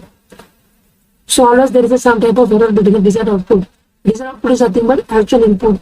So there is we can say there is a difference between the desired output and the actual output. This is called as the error, steady state error of the system accuracy. The steady state error is a measure of the system accuracy when a specific type of input is applied to a control system. The error constants do not give information regarding steady state error when inputs are other than the step input, ramp input and the parabolic input. See the error constants like KB, KV, KA, they do not give information regarding the steady state error when the inputs are other than the step input, ramp input and parabolic input. As I've already told you, basically whatever the steady state errors, KB, KV, KA, these are going to give only steady state error for step input, ramp input and parabolic input. Other than this input, it will never give what is the steady state error. Only for these three inputs only we are going to get the error, but not for other inputs. So we can say the error constants like KB, KV, KA, they don't give information regarding the steady state error when the inputs are other than the step input, ramp input and parabolic input. So we can say finally some important points regarding the steady state errors, which are the steady state error analysis. They are going to rely on the final value theorem, whereas the steady state error is a measure of the system accuracy when a specific type of input is applied to a control system. The error constants like KP, KV, KA, they don't give information regarding the steady state error when the inputs are other than the step input, ramp input, and parabolic input. So these things always you have to keep in your mind. The next one is the steady state error does not provide information on how the error varies with time. As I already told you, the steady state error does not provide information on how the error is varying. It is varies with time. It only tells you on your steady state what is the error between the error in output only it is going to tell you, but it will never tell what is the error at each and every amount of time. It will tell only the error only at the steady state, but it will never tell what is the error at each and every point of time. So these things I already told you. So therefore we can say the steady state error does not provide information on how the error varies with time. It only tells only the steady state error, but not the error is going to vary with time. The next point is for f of t, if the Laplace transform is f of s, then for f of t minus capital T, the Laplace transform is e to the power of minus ts into f of s. So I always used to write here in the other format, which is for f of t, if the Laplace transform is f of s, then for f of t minus a, the Laplace transform is e to the power of minus as into f of s. So this one always you have to keep in mind. So for f of t, the Laplace transform is f of s, then for f of t minus a, the Laplace transform is e to the power of minus as into f of s. So this formula always you have to keep in your mind, because this formula is very much useful in the control systems. So we can say if f of t has a Laplace transform f of s, then f of t minus a has a Laplace transform e to the power of minus as into f of s. So for f of t, if the Laplace transform is f of s, then for f of t minus a, the Laplace transform is e to the power of minus as into f of s. So this formula always you have to keep in your mind. So we can say for f of t, if the Laplace transform is f of s, then for f of t minus a, the Laplace transform is e to the power of minus as into f of s. The next point is the addition of a pole to the forward path transfer function of unity feedback system gain increases the rise time of a step response. So bandwidth of the system decreases. Listen carefully. Addition of a pole to the forward path transfer function of a unity feedback system increases the rise time of a step response. So therefore the bandwidth of the system decreases, because rise time and the bandwidth are inversely proportional. So I have already told you, whenever you are going to add a pole to the open loop transfer function or the forward path transfer function, then the system is going to become unstable. Unstable system means we can say the rotor is going to shift to the LHS of to the arches of S-plane. So for this one, see basically pole means we can say integrator means 1 by s. So whenever you are going to use the integral controller, we can say the steady state error will decrease and the rise time will increase. I've already told you in the case of PI controller, it is going to decrease the steady state error. Means ESS is going to get decreased, whereas the rise time is going to get increases.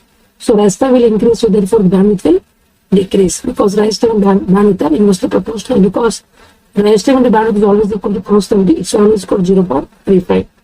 So this one I've already told you, basically addition of a pole to the forward path transfer function of a unity feedback system increases the rise time of a step response.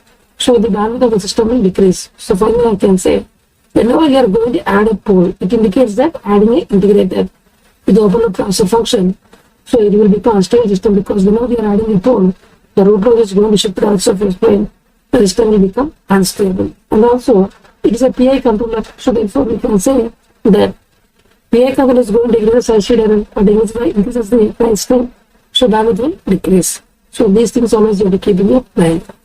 The next point is process industry applications should ideally be tuned for critical damping, because response has no oscillations. Process industry applications should ideally be tuned for critical damping, because response has no oscillations. I have already told you, only for critical damp only the setting time is very minimal when compared to either undamped, overdamped or underdamped. So basically we can say only critical damp response will have less settling time or minimum settling time when compared to any other type of system. So basically the process industry applications should ideally be tuned for critically damped, because response has no oscillations. So this point always you have to keep in your mind. So process industry applications should ideally be tuned for critical damped because the response has no oscillations. So this point always you have to keep in your mind. So we can say the process industry applications should ideally be tuned for critical damped because response has no oscillations. So finally I can say in the process industry application should ideally be tuned for critical damped because the response has no oscillations. So basically in the case of process industry, always for all the process industry applications always we try to tune to use only the critical damped because then the response has no oscillations. So we can say for all the process industry applications we ideally tuned them for the critical damped because the response has no oscillations. So we can say the process industry applications should ideally be tuned for the critical damped because the response has no oscillations. The next point is a second order control system exhibits 100% overshoot when its damping coefficient is 0. So basically, what is the value of MP? You know the formula. MP is nothing but MP is equal to e to the power of minus zeta pi by under root over 1 minus zeta square. Suppose if you substitute zeta is equal to 0, then what you are going to get? So therefore, we can say the MP value you are going to get its value is equal to 1 because if you substitute zeta is equal to 0, we are going to get its value is equal to e to the power of minus 0, which is nothing but 1 by e to the power of 0, which is equal to 1. So percentage of MP is nothing but multiplied by 100, we are going to get 100%, means there will be maximum peak overshoot. So for a second order control system, it is going to exhibit the 100% peak overshoot when its damping coefficient is 0. Its damping ratio is equal to 0. So you can see the basic formula between the zeta and MP. Before zeta and MP are inversely proportional, so MP is equal to e to the power of minus zeta pi by under root over 1 minus zeta square. So if we substitute the value of zeta is equal to 0, we are going to get the value of MP which is equal to 1 and percentage of MP is equal to 100%, means there is a maximum peak overshoot. So a second order control system exhibits the 100% peak overshoot when its damping coefficient or the damping ratio is zeta is equal to 0. So finally I can say that the relation between the zeta and the MP are inversely proportional, which is MP is equal to e to the power of minus zeta pi by under root over 1 minus zeta square. So if you substitute the value of zeta, damping ratio is equal to 0, we are going to get the value of MP which is equal to 1. So percentage of MP is equal to 100%. So therefore we can say that when the second order control system exhibits the 100% overshoot, whereas damping coefficient of the damping ratio is 0.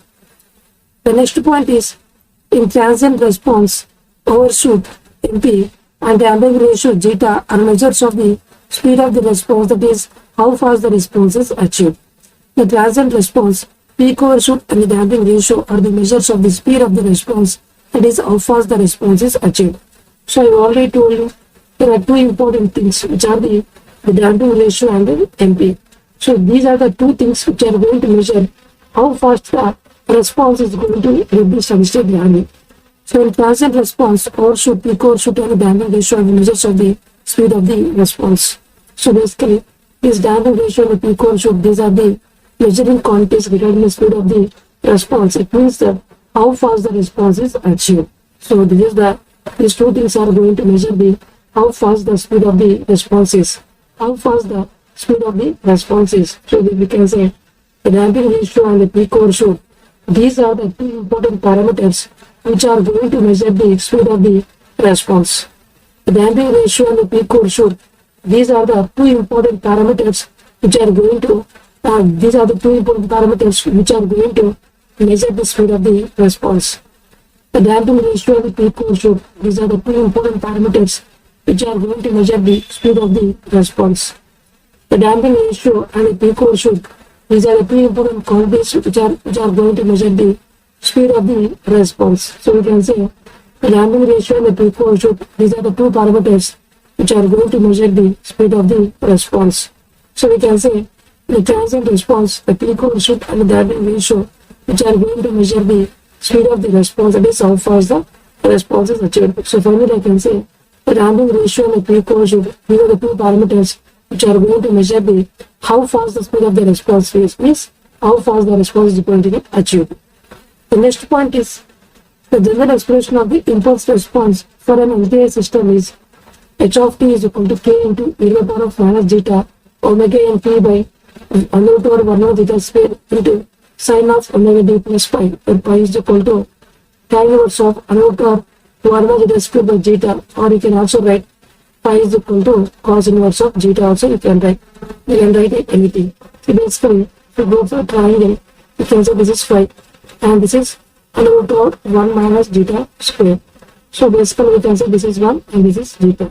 So you can see clearly that what is the tan phi? Tan phi is equal to under root over 1 minus zeta square by zeta, and the cos phi is nothing but which is equal to zeta.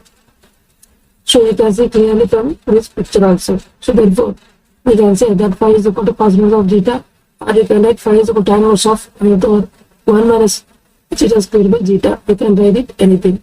So we can say the general equation of the impulse response for an LTI system, which is h of t is equal to k into e to the power of minus zeta omega n t by under root over 1 minus zeta square into sine of omega d t plus phi, where the omega d is nothing but this Paul's output frequency, which formula is equal to omega n into under root over 1 minus zeta square.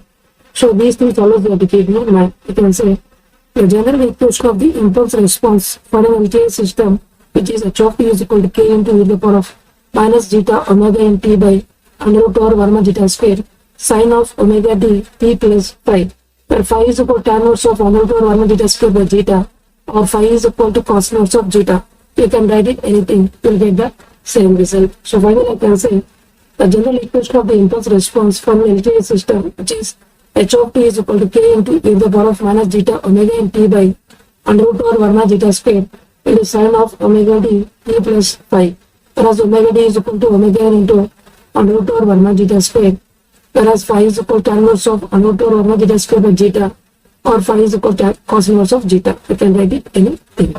So finally I can say the general equation of the impulse response for an LTI system, which is h of t is equal to k into e to the power of minus zeta omega n t by under root over 1 minus zeta square into sine of omega d t plus phi, where phi is equal to tan inverse of under root over 1 minus zeta square by zeta, or phi is equal to cos inverse of zeta, whereas omega d is equal to omega n into under root over 1 minus zeta square. So these things always you have to keep in your mind. Now the next point is the transfer function approach is inadequate when the time domain solution is required, because all the initial conditions of the system are negated in the derivation of the transfer function. Transfer function approach is inadequate when the time domain solution is required, because all the initial conditions of the system are negated in the derivation of the transfer function. And already told you, see, whenever you are going to find the transfer function, it is indicate that the Laplace transform of output signal, the Laplace transform of input signal, under the conditions, all the initial conditions are 0. So basically, as we are going to assume that all the initial conditions are 0, if you are going to get the time domain response, so definitely we can say, as we have negated all the initial conditions, so definitely this approach is inadequate, because we have already assumed all the initial conditions are 0. Whereas in the state space, all the initial conditions are not assumed to be 0.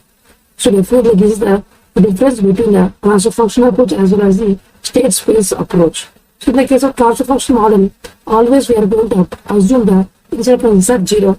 But whereas in the state space model, all the initial conditions are taken into account. Whereas in the transfer function, all the initial conditions are neglected. But whereas in this state space model, all the initial conditions are considered. So this is the point always you have to keep in your mind. So transfer function approach is inadequate when the time domain solution is required, because all the initial conditions of the system are neglected in the derivation of the transfer function. So therefore we can say finally, in the case of transfer function approach, we have assumed all the initial conditions are 0, or simply we can say we have neglected all the initial conditions.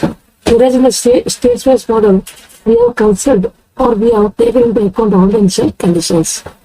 So whenever you want to know the time domain response to the help of the transfer function, we can say, as we have assumed all the initial conditions are 0, so we can say this is not so correct expression, this is inadequate expression.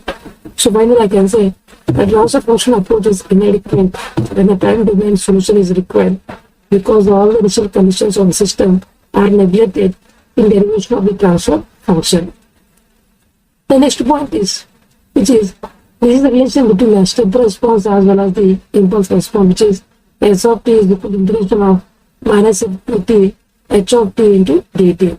So this is the, we can say that S of t is equal to integration of minus f to t h of t into u of t. I have already told you, suppose if you are going to use delta of t as the input, the response is h of t.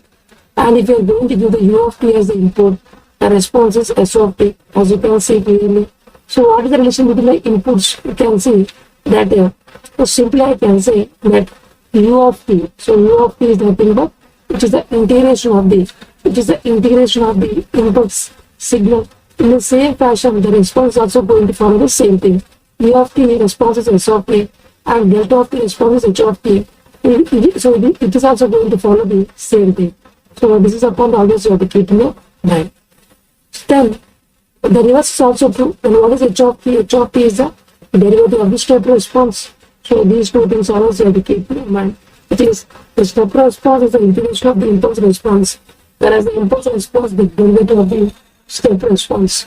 So these things always you have to keep in your mind. So therefore we can say the step response is the integration of the impulse response, whereas the impulse response is the derivative of the step response. So in examinations, they are going to give the impulse response and they will ask the step response. Or if they give you the step response, then you have to figure out the impulse response with the help of these formulas. The next point is, whenever the value of G2 lies from 0 to 1, we get the undamped response, and it is aperiodic. It is a aperiodic function, and time duration between any two consecutive values of 1 is same. So basically, we can say that whenever the G2 value is lying from 0 to 1, the response that we are going to get is called as the undamped response. And the graph is basically aperiodic function, it's a aperiodic graph, whereas the time period is always same. So therefore the time duration between any two consecutive values of 1 is same, which is the time period is same. So what is the omega d? So you know omega d is equal to 2 pi time period td also you can write. So 2 pi fd. So fd is nothing but 1 by td. So this is the td is the time period. So that like this you can easily get. So omega d is equal to 2 pi fd, whereas fd is equal to 1 by td. So these things always you have to keep in your mind. So whenever the value of zeta lies from 0 to 1, we are going to get the undamped response. And it is basically a aperiodic function, and its time duration between any two consecutive values of 1 is always same. So omega d is equal to 2 pi fd and fd is equal to 1 by td. So these things always you have to keep in your mind. So therefore we can say whenever the value of zeta is lying from 0 to 1, we are going to get the undamped response, and it is a aperiodic function. The time duration between any two consecutive values of 1 is always same. Thus omega d is equal to 2 pi fd and fd is equal to 1 by td. So in simple words I can say whenever the value of zeta lies from 0 to 1, we say it is an undamped response, means the response is going to have an exponential decaying sizable expression. So it's an aperiodic signal, and it's an aperiodic signal, but the time period is same between the two consecutive values of 1 and 0, you can say. Between the two consecutive values of 1, it is same, because we are going to assume the input is u of t step signal. The input is step signal, right? So therefore, as you can see clearly, suppose let me draw the graph so that you can easily able to understand. So like this you are going to get the graph. So therefore, we can say this is the time t and this is the c of t. So this is the value of 1. So you are going to get graph like this, right? So like this you are going to get. So between this is the value 1, this is the value 1. So between these two, time period is td, same thing we are going to get here. So therefore we can say between these two instants, this is a 1 and this is also 1. Between these two things, time period is td, which is same. So therefore we can say even though it is a aperiodic signal, but still the value of the time period is same. The value of the time period is same. Still we can say that the value is an aperiodic function. So therefore we can say that this is a graph that we are going to get with respect to time. The output response C of t with respect to time we are going to get in this fashion, and the time period between the two consecutive values of 1 is always same, even though it's a aperiodic signal, but still we can see between this point and this point time period is always t is equal to td itself. So we can say finally whenever the value of zeta lying from 0 to 1, we are going to get the undamped response, and it is basically a aperiodic function. Aperiodic function means we can say it is not a periodic function. The time duration between any two consecutive values of 1 is always same. So between the any two consecutive values of 1, time period is same, which is the time period is Td. So omega d is equal to 2 fd and ft is equal to 1 by Td. So these things always you have to keep in your mind. The next point is, in time domain specifications, decay ratio is the ratio of the amplitude of the first two successive peaks. In time domain specifications, decay ratio is the ratio of the amplitude of the first two consecutive peaks. So what is the meaning of decay ratio? So listen carefully.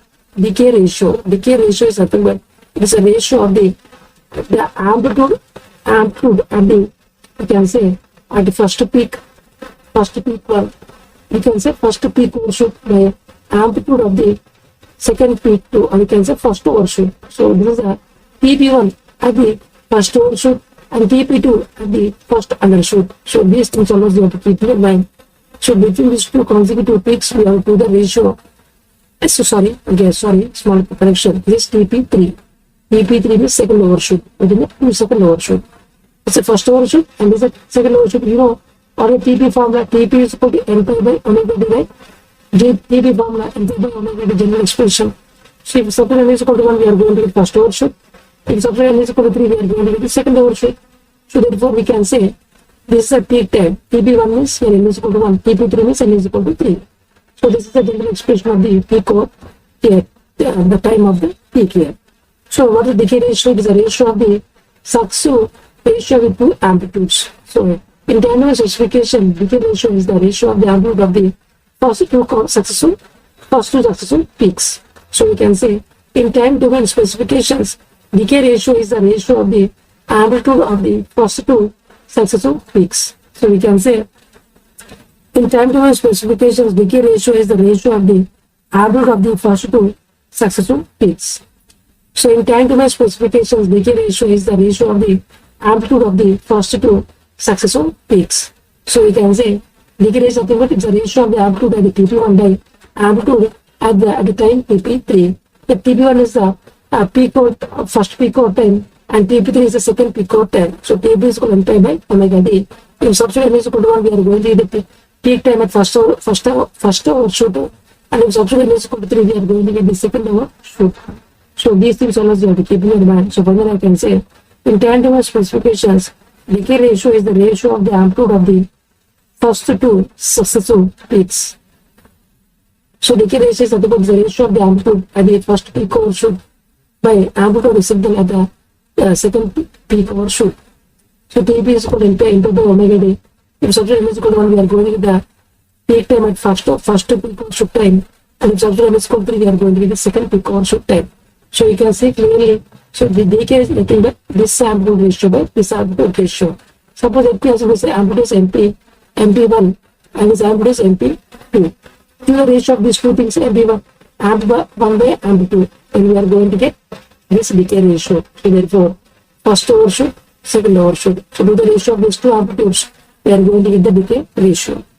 The next point is phase lead compensation improves the transient response. I've already told you phase lead. So lead means we can say, I've already told you, lead compensation is always used to improve the transient response. Is the rise time will decrease. So therefore, the bandwidth will increase because rise time and bandwidth are inversely proportional, and the steady state error will increase. Steady state error will increase. So this part always you have to keep in your mind. So in the case of phase lead compensation, basically it is going to improve only the transient response. It is going to improve only the transient response. So therefore the rise time will decrease, the bandwidth will increase, and the steady state error will increase. So these points always you have to keep in your mind. So therefore, whereas the phase lag compensation is going to improve the steady state response, so the steady state error will decrease, but the rise time will increase there. So these things, if it is going to improve the transient response, means it will degrade the steady state response. If it is going to improve the steady state response, means it will degrade the transient response. So this one always you have to keep in your mind. Therefore, we can say that if one is going to improve the transient response, means it will degrade the steady state response. If the one is going to improve the steady state response, means it will degrade the transient response. So these things always you have to keep in your mind. So we can say, in the case of phase lead compensation, it is going to improve the transient response means the rest time will decrease and the bandwidth will increase because the rest time and bandwidth are inversely proportional and the steady state error also is going to get increases.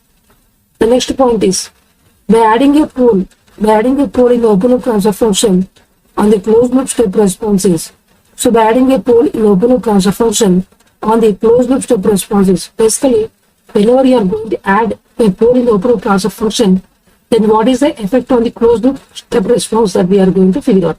So listen carefully that by adding a pole in the open loop transfer function, then what is the effect on the closed loop system, closed loop transfer function step response we are going to figure out. As I've already told you, by adding a pole means we can say it's an integral controller. So definitely the type is going to increase by 1 unit and the odd is also going to get increased by 1 unit. So pole we can say simply 1 by s means we can say integral controller. Integral controller means we can say lag compensator. So therefore 0 terms means we can say lead compensator. 1 by s terms means pole terms means we can say lag compensator. So lag compensator is going to improve only the steady state response. Steady state response means the steady state will decrease, but the rest time will increase. I've already told you if it is going to improve the steady state means it will be with the time response. So rest time will increase. As the rest time increases, then what is going to happen to bandwidth? Bandwidth will decrease. Bandwidth will decrease. So whenever you are going to add a pole, definitely the open loop transfer function, the root is going to shift to the axis of S plane. So therefore we can say the system is said to be unstable system, or we can say unstability will increase. Unstability will increase. And the peak overshoot. So I have already told you in all the three cases whether it is a PI, PD or PID, the damping ratio is always going to get increase. So this one I have already told you. So therefore the peak overshoot will decrease. So therefore we can say the peak overshoot, maximum overshoot will increases. The damping ratio increases means peak overshoot will decrease there. So this point always you have to keep in your mind here. So these things always you have to keep in your mind. So therefore we can say here basically we can say maximum overshoot, or we can say peak overshoot will decrease. So in all the three cases the peak overshoot will decreases because the damping ratio will increases. So this point I have already told you so many number of times. So therefore we can say in simple words that by adding a pole in the case of open loop transfer function, then on the closed loop transfer function the step response basically what will happen, because lag compensator means 1 by s terms is going to improve only the steady state response, so it is going to be with the transient response. So therefore the steady state will decrease and the transient response means that the rise time will increase. As the rise time increases, the bandwidth will reduce. And whenever we are going to add a pole to the open loop transfer function, the root loop is going to shift to the axis of S plane. So we can the system is said to be unstable, or we can say unstability will increase. In all the three cases, whether PD, PI or PID, we can say or lag lead or lag lead, we can say the damping ratio will increase. Therefore the peak overshoot will decreases. So these things always you have to keep in mind. The next point is all positive coefficients of the characteristic polynomial of a system is a necessary condition, not a sufficient condition for stability. So we can say all the positive coefficients of the characteristic polynomial of a system is a necessary condition, not a sufficient condition for stability. So basically, we can see the characteristic equation, if all are in the positive terms, then we can say it is a necessary condition for a system to be stable, not a sufficient condition. It is a necessary. Suppose if any one of them, if it is having a sign change, we can say, by seeing only we can say the system is said to be an unstable system. Say if in the characteristic equation, if you see any sign change of the positions, we can say that by seeing only we can say the system is said to be unstable. But if all are positive, then with the help of unstable, we have to confirm whether it is stable or unstable. We need to confirm again. But if you see with the sign change means because simply it is a unstable system only, we can say no need to do further analysis. So whenever in a characteristic equation, if you see any sign changes, by seeing one thing we can say it is an unstable system. But if all are same sign like a positive, then we have to do further analysis in order to comment on the stability. So listen carefully.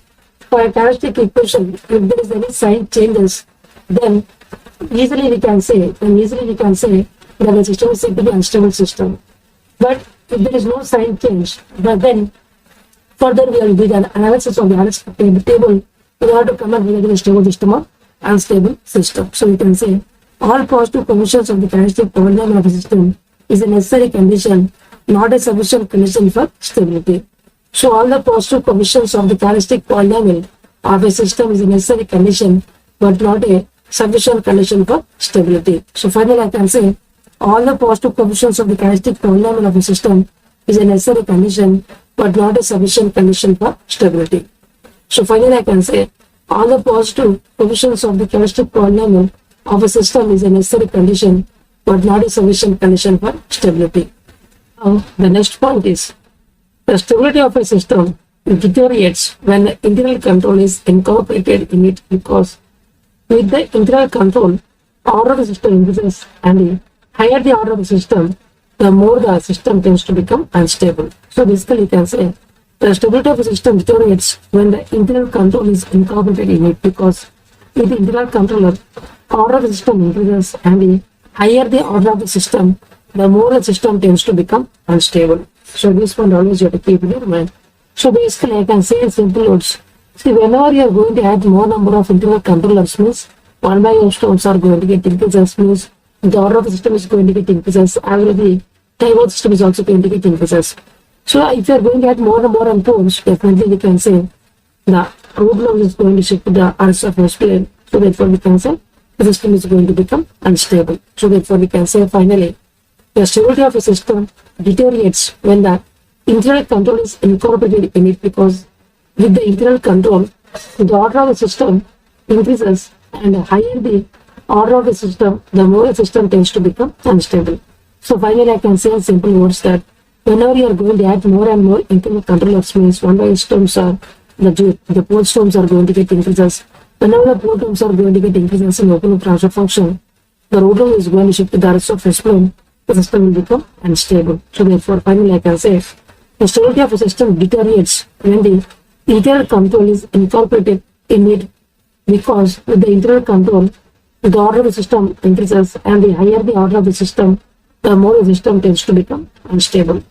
The next point is a discrete time system is said to be stable if and only if its response of unit impulse delta of t decays with k.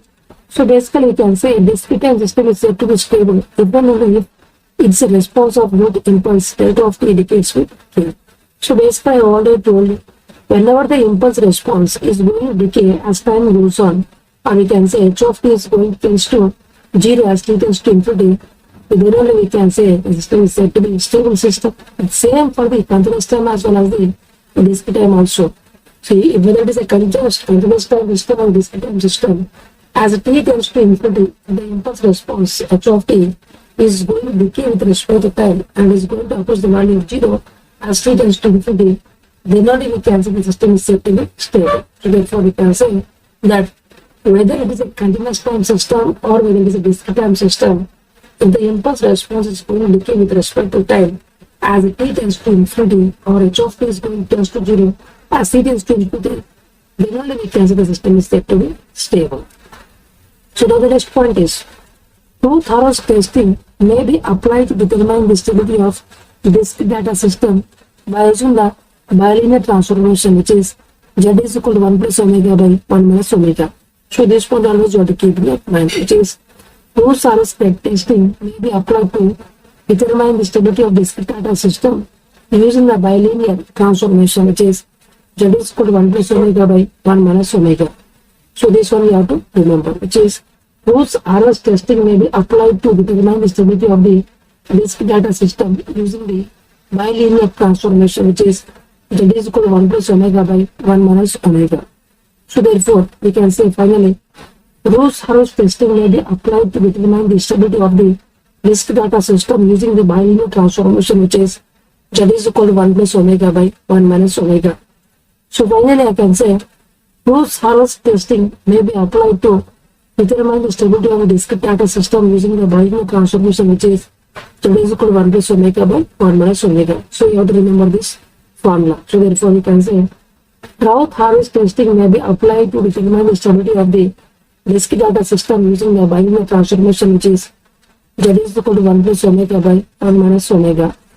So finally, I can say Routh-Harvard's testing may be applied to determine the stability of the disk data system using the Boltzmann transformation, which is equal to 1 plus omega by 1 minus omega. The next point is the disk data system is stable if all the roots of the characteristic equation, that is within the unit circle on the complex plane. Whereas in the continuous time system, we can say the system is said to be stable only if all the roots of the characteristic equation they are going to lie in the S of S prime. Similarly, in the case of the discrete time system, all the we can say all the roots of the characteristic equation they must lie within the unit circle only. So this one always you have to keep in your mind. See, I have already told in the S plane, S is equal to sigma plus j omega, whereas in the Z plane, e to the power of sigma into some angle we are going to get some angle. So basically, if sigma is negative means we are going to lie in the LHS of S plane. So if sigma is negative means this will become less than 1. So LHS of the S plane is going to map into the we can say below the unit circle.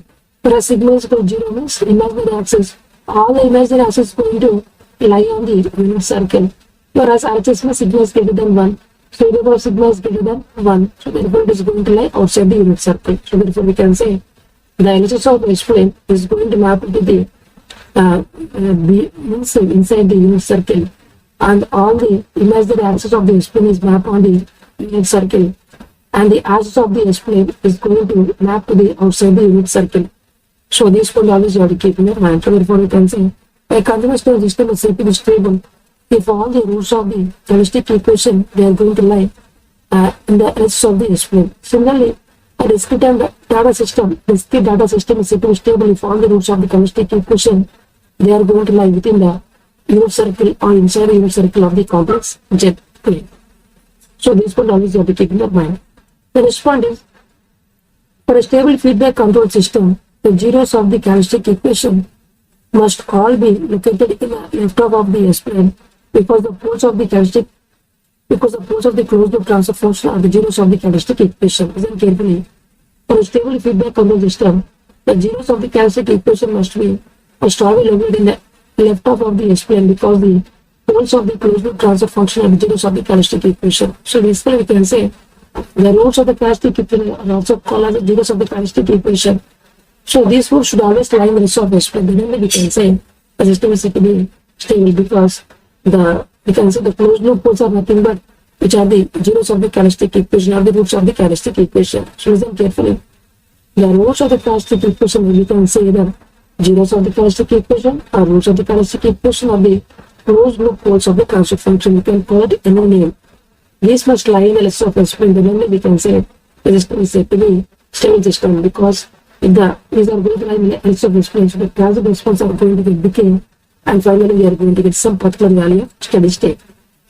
So this is something always you have to keep in your mind. So therefore we can say for a stable feedback control system, the zeros of the characteristic equation must all be located in the left half of the S plane because the poles of the closed loop transfer function are the zeros of the characteristic equation. The next point is a minimum phase transfer function has no poles or zeros in the right half of S plane or on the j omega axis, excluding the origin. So therefore, what I am trying to tell you, basically, a minimum phase transfer function means all the zeros and the poles of the poles should lie in the edges of S plane. So a minimum phase transfer function has no poles or zeros in the right half of S plane or on the j omega axis, excluding the origin. So basically, what is the meaning of a minimum phase transfer function means? A minimum phase transfer function means all the poles and zeros must lie in the edges of S plane. Must lie in the edges of S plane. Then only we can say that is a minimum phase transfer function.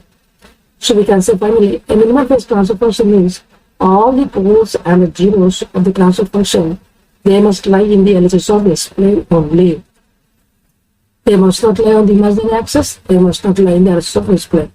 So these points always you have to keep in your mind. So therefore we can say a minimum phase transfer function means all the poles as well as zeros, they must lie only on the edges of S plane, not on the imaginary axis, not on the RHS of S plane. So finally I can say a minimum phase transfer function has no poles or zeros in the right half of S plane or on the j omega axis, excluding the origin. So these points always you have to keep in your mind. The next point is Routh-Howes criteria is a necessary as well as the sufficient condition for stability. So Routh-Howes criteria is a necessary as well as the sufficient condition for stability. So we can say the Routh-Howes criteria is basically necessary as well as the sufficient condition for stability. So we can say in simple words that the Routh-Howes criteria is basically necessary as well as the sufficient condition for stability. So I have already told you, for a given characteristic equation, if there are no sign changes, we can say that we need to do the further analysis of this characteristic equation with power or a stable in order to come down to stability. But if there is a sign changes, means we can definitely say this to be unstable system. So the Routh-Howes criteria is necessary as well and the sufficient condition for stability. The next point is the relative stability is dictated by the location of the roots of the characteristic equation. Yes, I have already told you. The relative stability is basically dictated by the location of the roots of the characteristic equation. Suppose we can say clearly, suppose let me go for two characteristic equation. So for this two characteristic equation, let me assume that here some pole is there like -2, there is another pole of -3. So between these two things, we can say this is somewhat more stable when compared to this one, because here this real part is somewhat more. So because of this, it is going to decay. The transient response rate is going to decay very faster when compared to this one. So we can say this is more relatively more stable when compared to this one. So therefore, for a given system, whichever transient response, if it is going to decay very faster, that system is said to be more stable when compared to other one. So if you are going to compare two systems, if one system the transient response is going to decay very faster when compared to other system, then we can say the system is more stable when compared to other one. So whichever system transient response is going to decay very fast, the system is said to be more stable. So therefore we can say the relative stability is basically dictated by the location of the roots of the characteristic equation. So we can say the poles which are located very far away from origin, for those we can say that the transient response is going to decay very faster. So therefore we can say those are very stable system or relatively more stable when compared to the previous ones. The next point is a stable system is a dynamic system with a bond in response to a bonded input. So we can say a stable system is a dynamic system with a bonded response to a bonded input. So we can say Barbour stability. For every bond input, if you are going to get a bond output in terms of magnitude of the response, then we can say the system is said to be stable system. So for every bond input, if you are going to get a bond output, then we can say that system is said to be stable system. So therefore we can say for every bond input, if you are going to get a bond output, then we can say that system is said to be stable system. So therefore, simply what I can say, a stable system is a dynamic system with a bonded response to a bonded input. So therefore, we can say Barbour stability means for every bond input, if you are going to get a bond output in terms of magnitude, then we can say the system is said to be stable system. The next point is e to the power of minus ts is nearly equal to 1 minus ts. So basically, I used to write like in another fashion, which is 1 minus st. Also, I can write anything which is same. So e to the power of minus ts is nearly equal to 1 minus ts of 1 minus st. In any fashion, we can call that this one. So e to the power of minus ts is nearly equal to 1 minus st, because this assumption is very much important in the case of analysis. So e to the power of minus ts is nearly equal to 1 minus ts of 1 minus st. The next point is the non-minimum phase network is one whose transfer function has zeros in the right hand plane and the poles in the left of its plane. So listen carefully. What is the meaning of minimum phase system? Minimum phase system means all the poles and the zeros, if they are going to lie in the edge of its plane, then we can say the system is said to be minimum phase network. Non-minimum phase means out of all the zeros, at least one zero, if it is going to lie in the edge of its plane, and the remaining thing, and all the poles should lie in the edge of its plane, then we can say that is said to be non-minimum phase network. So this is something always you have to keep in your mind. So we can say a minimum phase network means all the poles and zeros should lie in the surface plane. Then we can say it is a minimum phase network. A non-minimum phase network means here it is the one whose transfer function has zeros in the right half of phase plane and zeros in the left half of phase plane. So in simple words, I can say that for a minimum phase network, all the zeros and poles should lie in the left of phase plane. For non-minimum phase network, at least one zero should lie in the left of phase plane, and all the remaining poles should lie in the left of phase plane. Then we can say that is said to be non-minimum phase network. The next point is a minimum phase transfer function. Any of the zeros or poles should lie in the earth surface. For a minimum phase transfer function, any of the zeros or poles should not lie in the earth surface plane. Same thing I've already told you. So therefore, simply we can say for a minimum phase network, all the poles and zeros should lie in the earth surface plane. For a non-minimum phase network, at least one of the zeros should lie in the earth surface plane, and remaining poles and all the poles should lie in the earth surface plane. Then we can say this is a non-minimum phase network. The next point is a pole near to the left of the dominant complex poles and near a zero as a map of transient is small. So therefore we can say a pole near to the left of the dominant complex poles and near a zero as magnitude of transient is small. So listen carefully. A pole near to the left of the dominant complex poles and near a zero has a magnitude of the transient which is very, very small. So basically we can say a pole which is near to the left of the dominant complex poles has and near a zero which has a magnitude of the transient response which is very, very small. So we can say a pole which is nearer to the left of the dominant complex poles and near a zero has a magnitude of the transient which is very, very small. So we can say a pole nearer to the left of the dominant complex poles and near a zero has a magnitude of the transient response which is very, very small. So we can say a pole nearer to the left of the dominant complex poles and near a zero has a magnitude of the transient response which is very, very small. So let me draw the plot to explain this concept. Suppose let me explain the Poisson plot. Let me assume like this we are going to get. So these are the complex dominant poles. So let me assume here there is a zero and here there is a pole. So this pole is between the, so you can see this pole is between the this complex poles as well as zero. So because of this complex pole, the amount of transient response that you are going to get is very, very small. So a pole near to the left of the dominant complex poles and near a zero has a magnitude of the transient which is very, very small.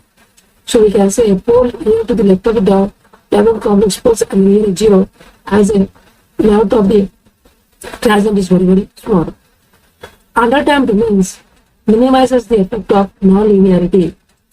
Underdamped means minimizes the effect of the non-linearities. So underdamped means minimizes the effect of the non-linearities.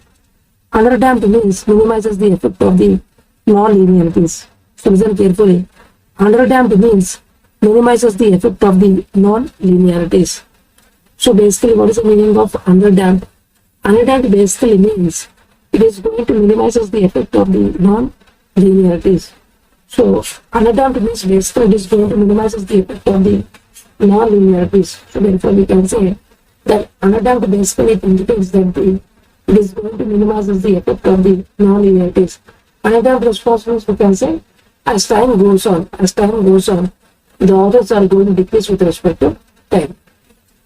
Underdamped means as time goes on, the orders are going to decrease with respect to time. So finally you are going to reach explicit output. So basically we can say the non-linearities are going to minimizes. It is going to reduces. Underdamped means minimizes the effect of the non-linearities. So underdamped means minimizes the effect of the non-linearities. The next point is when all the elements in one row of the Route's tabulation are zero, then this condition indicates peace.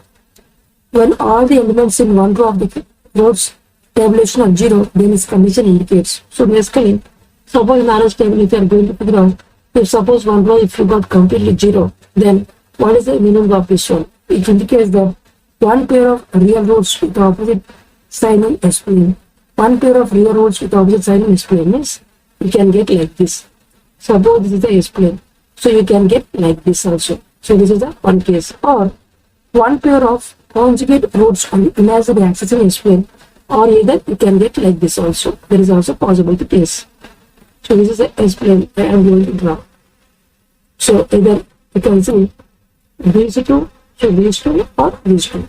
Or conjugate roots forming a quadrant in S plane. So you can get like this also. So this one, this one, this one, this one. So these are the three cases. So either you can get these two, or either you can get these two, or either you can get these four. Anything can be possible. So when all the elements in the one row of the roots tabulation are zero, then this condition indicates these. One pair of the real roots with the opposite sign in S plane, one pair of conjugate roots on the imaginary axis in S plane, or conjugate roots forming a quadrature in S plane. Anything can happen.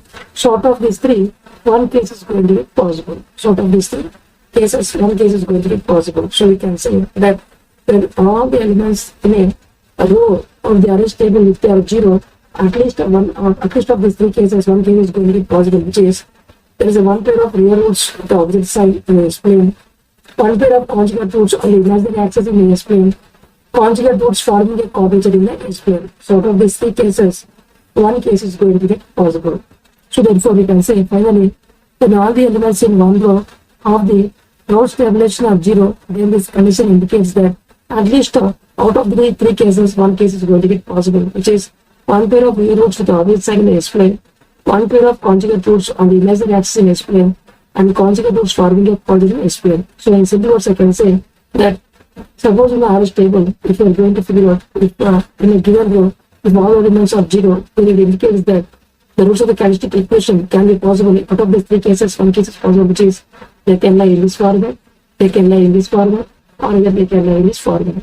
So this indicates that one pair of real roots at the opposite side in the S plane, and this indicates that one pair of conjugate roots on the imaginary axis in S plane, and this one indicates that conjugate roots forming a quadrature in the S plane. So at least out of these three cases, one case is going to be possible if one row, if the one complete row is zero in the case of RH table. So we are going to discuss the another point, which is a system is said to be not stable if its output is bounded for any input. I've already told what is the meaning of Bible stability. For every bounded input, if you are going to get a bound output, then only we can say the system is said to be stable.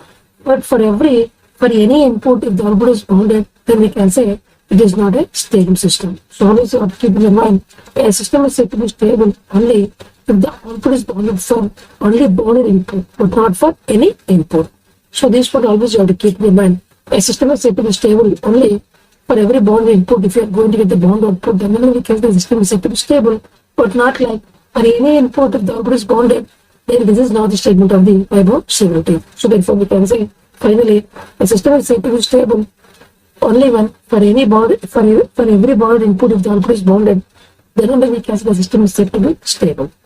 So this point always you have to keep in your mind. So therefore we can say that finally the statement is like that.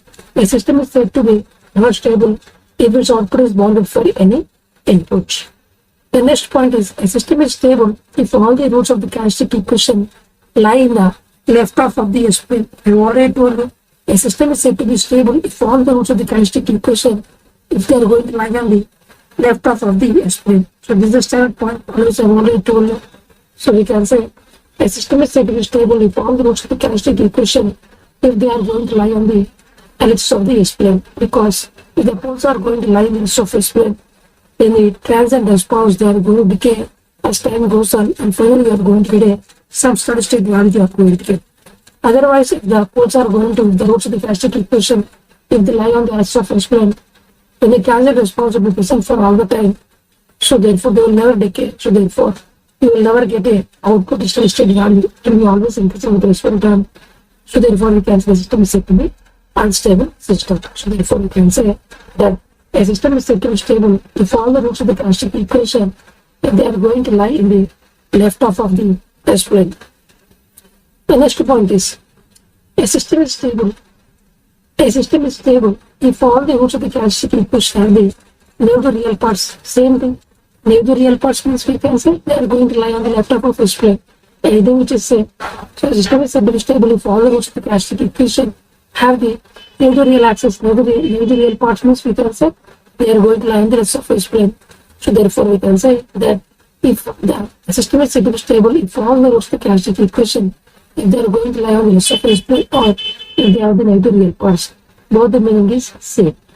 The next point is a second order system is always not stable for finite positive values of open loop gain. A second order system is always not stable for finite positive values of the open loop gain. So basically, I've already told you one important point. Only for certain range of k, the system is stable, and for remaining range of k, the system is said to be unstable.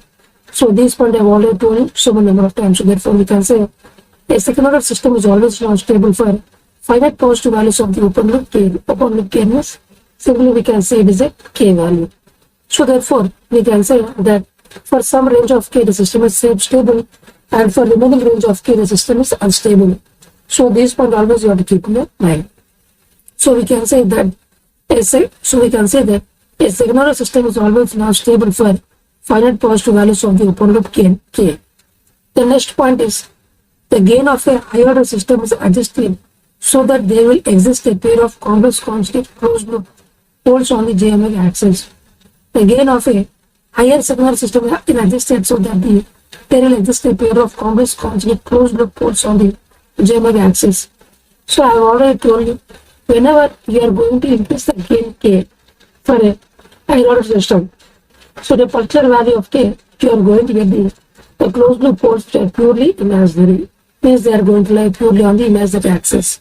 So this one also I have already told you. So therefore we can say the gain of a higher order system is adjusted so that there will be existing a pair of complex conjugate closed loop poles on the j omega axis. Means so for a higher order system, if you are going to increase the value of k at a particular value of k, you can see a pair of complex conjugate closed loop poles which are going to present on the purely imaginary axis. So we can say for a higher order system at a particular value of k, we can say that there will be existing a pair of complex conjugate closed loop poles on the j omega axis. So finally I can say the gain of a higher order system is adjusted so that there will exist a pair of complex conjugate closed loop poles which are going to present on the j omega axis. The next point is the presence of complex conjugate closed loop poles reduces the effects of such nonlinearities as the dead zone, backlash, and the Coulomb friction. The presence of the complex conjugate closed loop poles reduces the effect of such nonlinearities like dead zone, backlash, and Coulomb friction. So basically, this point is going to tell you that whenever there is a complex conjugate closed loop poles means sigma plus or minus j omega. If you are going to see like in this format, then because of this, some non-lattice effects like dead zone, backlash, and the Coulomb friction are being reduced. So listen carefully. The presence of the complex conjugate closed loop poles, they are going to reduce the effects of non-linearities like the dead zone, backlash, and the Coulomb friction. So these points always you have to keep in your mind. So therefore we can say that the presence of complex conjugate closed loop poles, they are going to reduce the effect of non-linearities like the dead zone, backlash, as well as the Coulomb friction. So I have already told you like sigma plus or minus j omega. Sigma plus or minus j omega. So we can say these are the complex conjugate poles. So if you see a complex conjugate poles in the characteristic equation, because of this, some non-linearities have been reduced, like dead zone, backlash, and Coulomb friction. So therefore we can say finally the presence of complex conjugate closed loop poles, they are going to reduce the effect of such non-linearities like dead zone, backlash, and the Coulomb friction. So finally I can say the presence of the complex conjugate closed loop poles, they are going to reduce the effect of such non-linearities like dead zone, backlash, and Coulomb friction. The next point is a pole always lies on the real axis and a dominant constant pole has a large time constant. A pole always lies on the real axis and a dominant constant pole has a large time constant. So basically we can say a pole always lies on the real axis and a dominant constant pole has a large time constant. So what is the meaning of dominant pole?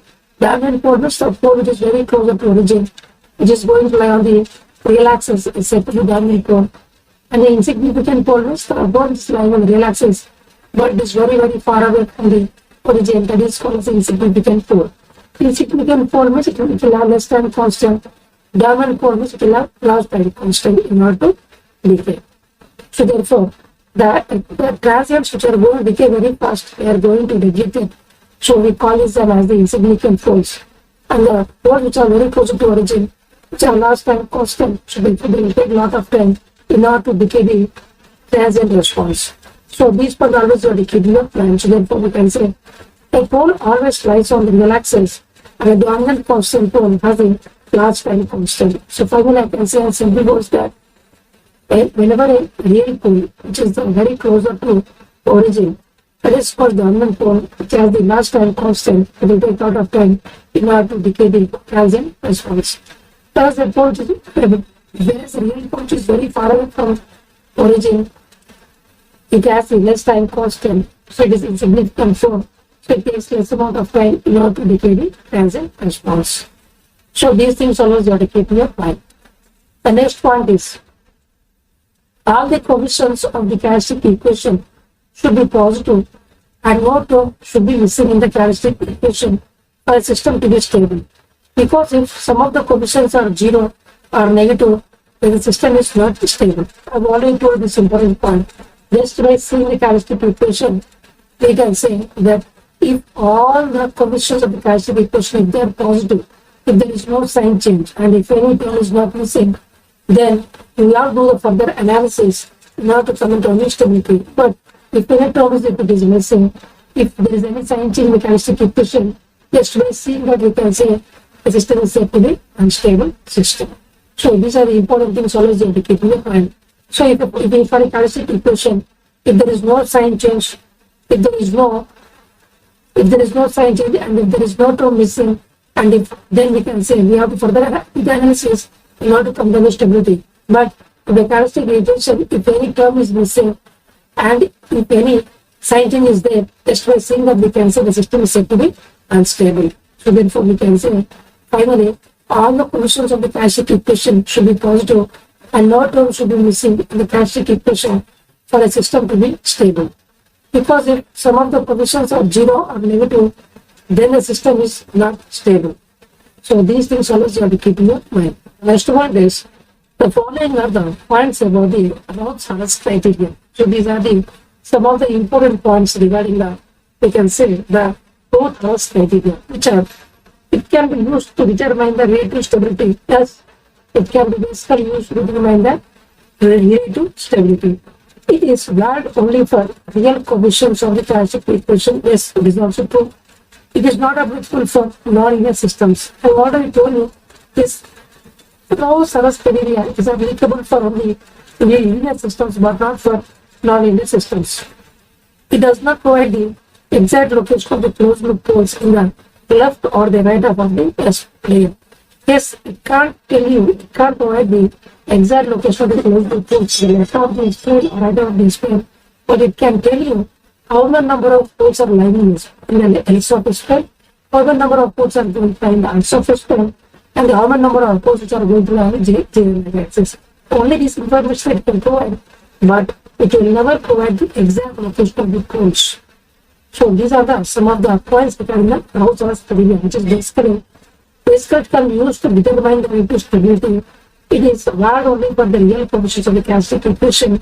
It is applicable for only linear systems but not for non-linear systems. It does not provide the exact location of the closed loop poles in the left half of the S plane or the right half of the S plane. So finally I can say some important points regarding the Rhodes-Harris criteria, which are basically it can be used only to determine it can be used to provide the relative stability. It is valid only for the real coefficients of the characteristic equation, and it is applicable for only linear systems but not for non-linear systems. It does not provide the exact location of the closed loop poles in the left of the S plane or the right of the S plane. The next point is if multiple poles lie on the J omega axis, then systems become unstable. Hence, it could be stable or unstable for bounded input, so we can't comment perfectly. Listen carefully. If multiple poles lie on the J omega axis, then system becomes unstable. Hence, it could be stable or unstable for a bounded input, so we can't comment perfectly. So basically, I've already told you an important point. Say, on the LHS, if the roots are repeating or non-repeating, if they are very like the rest of the scale, we can say the system is stable. But if the poles, if they are lying on the imaginary axis, and if they are not repeating means we can say it is a critical, or you can say marginally stable. But if they are repeating means we can say it is an unstable system. If the rows of the characteristic equation they are lying on the unsurface floor, if they are repeating, if they are not repeating, always it is an unstable system. So these things I've already told you. So we can say if multiple poles lie on the JMI axis, then system is going to become unstable. Hence, it could be stable or unstable for more input. So we can't comment perfectly. I've already told you, if the poles are not repeating on the geometric axis, then we can say it is a marginally stable system. But if the poles are repeating on the geometric axis, we say it is a unstable system. So these things are also to keep in mind. The next point is when gain K of the system is varied from 0 to infinity, then the closed loop system may become unstable because the pole may go to the right at ambient speed. As I've already told, when the gain K of the system is varied from 0 to infinity, then the closed loop system may become unstable because the poles may go to the right of ambient speed. So I've already told you, whenever you are going to increase the value of K from 0 to infinity, there may be a case the root closed is going to shift to the other surface plane, means the closed loop poles are going to move to the other surface plane, and therefore the system is going to become unstable. So therefore you can say for some range of K, system is stable, and for no range of K, the system is said to be unstable. So therefore we can say when gain K of the system is varied from 0 to infinity, the closed loop system may become unstable because the poles may go to the right half of the display. So these things are already told you, miss. For certain range of K, the system is stable, and for another range of K, the system is said to be unstable. So in simple words, I can say whenever you are going to increase the range of K from 0 to infinity, for certain range of K, the root term is going to lie in surface plane. But if you still further increase, then you may increase the root term is going to shift to the surface plane, and therefore the system is going to become unstable. So for certain range of K, the system is stable, and for certain range of K, the system is said to be unstable. So therefore finally I can say when gain K of the system is varied from 0 to infinity, then the closed loop system may become unstable because the poles may go to the right half of the display. The next point is the stability. The stability of a system deteriorates when internal control is incorporated into it. With internal control action, the order of the system increases, and the higher the order of the system, the more the system tends to become unstable. So I've already told you, the stability of the system deteriorates when the internal control is incorporated into it. With internal control action, the order of a system increases, and the higher the order of the system, more the system tends to become unstable. So always remember one important point, which is whenever you are going to include more and more internal control, then what is going to happen? One by the systems are going to get increased, plus type of system is going to get increased. Similarly, the other system is also going to get increased. So because of this, as you are adding more and more amount of force to a transfer function, the root level is going to shift to the other surface plane, then definitely the unstable, the system is going to become more and more unstable. So this is a point always you have to keep in your mind. So therefore we can say that the stability of the system deteriorates when the internal control is incorporated into it. With the internal control action, the order of the system increases, and higher the order of the system, more the system tends to become unstable. So in simple words, I can say, suppose in a given system, if you are including more and more internal control, means one by systems are going to get increased, means power systems are going to get increased. Similarly, the order of the system is also going to get increased. As we are adding more and more poles, the root level is going to shift to the surface plane, and definitely we can say the system is said to be unstable, or we can say the unstable is going to get improved, or it is going to get increased. So finally, I can say the stability of the system deteriorates when the internal control is incorporated into it. With the internal control action, the order of the system increases, and higher the order of the system, more the system tends to become unstable. The next point is damping coefficient or the damping ratio zeta. If it is negative, the system is unstable. So always remember, damping coefficient is also called damping ratio zeta. If it is negative, then the system is absolutely unstable. If zeta is equal to 0, we say it is a undamped system. If zeta is lying from 0 to 1, we say it is an undamped system. If zeta is equal to 1, we say it is a critical damped system. And if zeta is greater than 1, we say it is a overdamped system.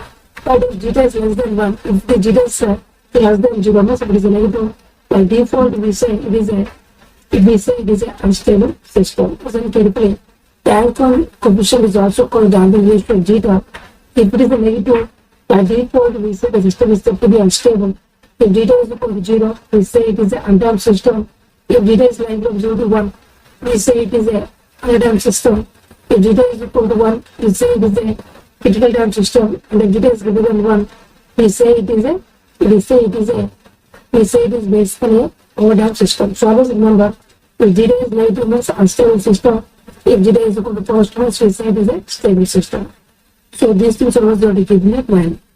The next point is, when we add poles, the stability reduces and the rope locus is going to shift to the other surface plane. I already told you, whenever you are going to add poles to the open transfer friction, the rope locus is going to shift to the other surface plane. So therefore, the stability is going to be reduces.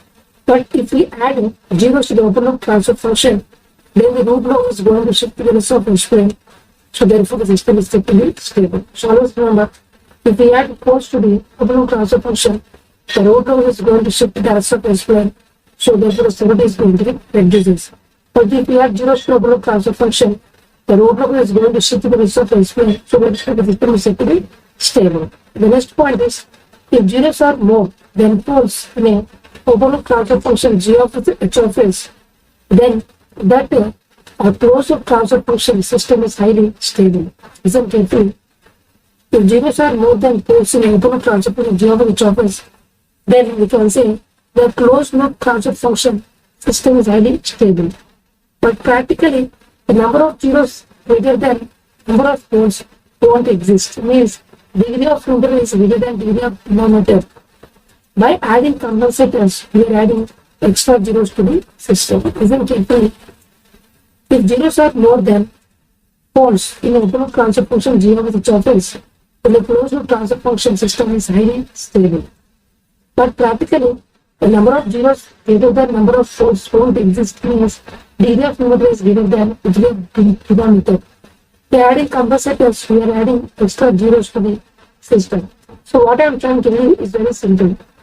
Basically, suppose if number of zeros are greater than number of poles, then what is the meaning of this one? Suppose if you take an open transfer function and if the number of zeros are greater than number of poles, then we can say that the closed loop transfer function, we can say, is highly stable.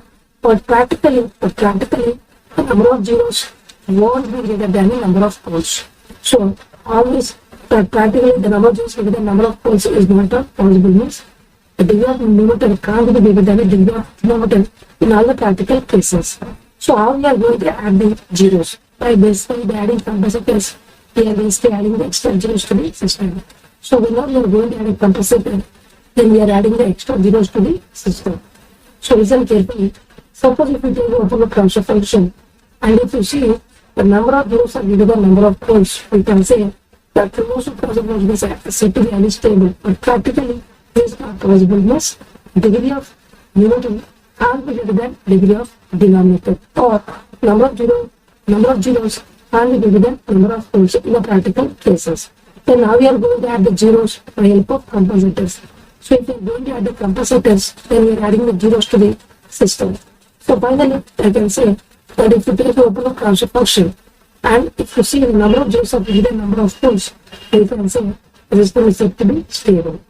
The closed loop transfer function system is said to be stable, but practically, the number of zeros greater than number of poles is not all possible. Means practically, the degree of numerator cannot be greater than the degree of denominator.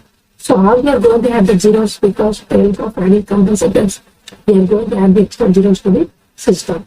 So these things always you have to keep in mind. Now, the next point is, as the gain k increases, the system stability decreases. I have already told you, as the gain k increases, the system stability decreases. Then k is for us the internal parameter of the system, and 0 is nothing but externally we are adding. 0 is externally we are adding the compensators. So by adding zeros also, system stability increases. So by adding 0 also, the system stability will increase. Listen carefully.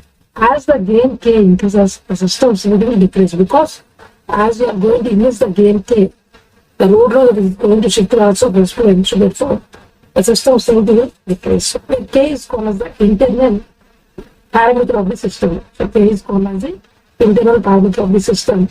0 means basically we are externally by adding the compensators. So externally we are adding. How we are going to add? With the help of compensators.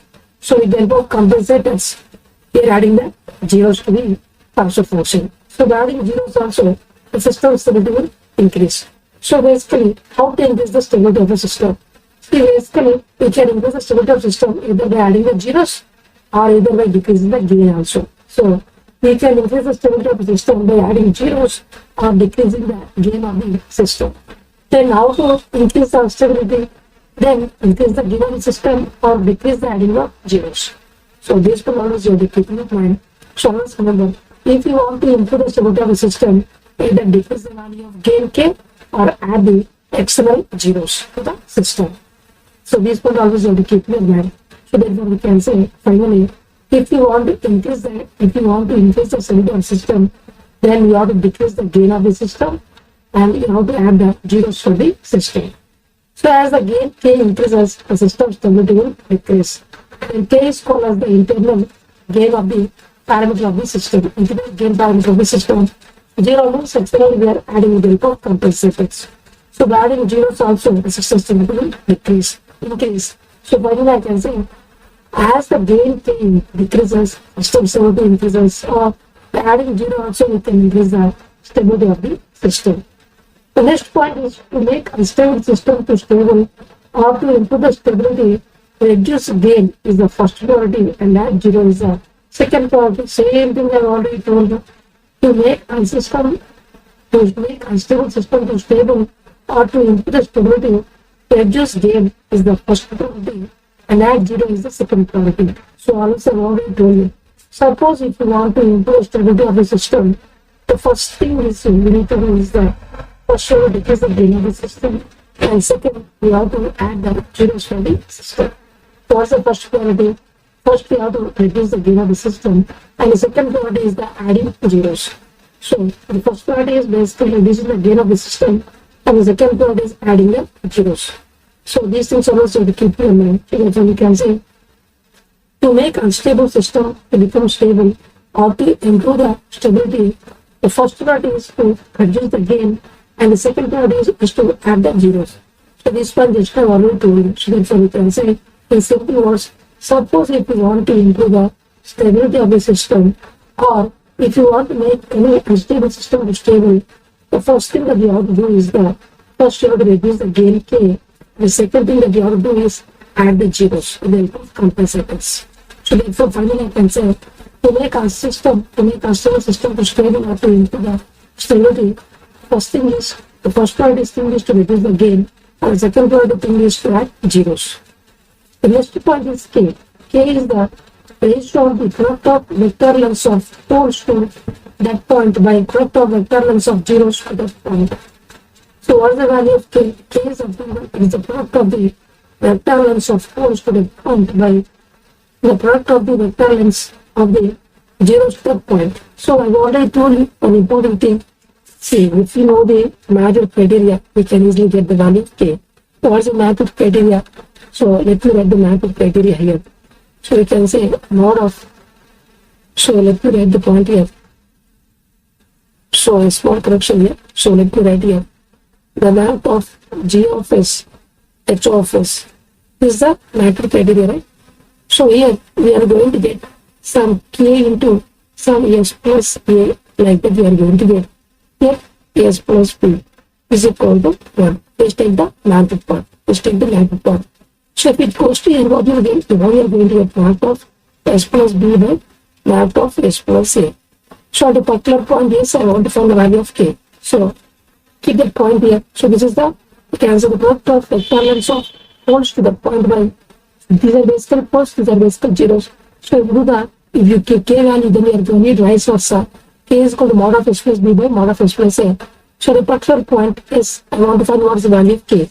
So keep the point here. So therefore, this is called the product of the vector lengths of poles to that point by the product of vector lengths of zeros to that point. As you can see clearly, this is pole, this is zeros. So either if you remember the Madrid criteria, then you don't have to remember this formula.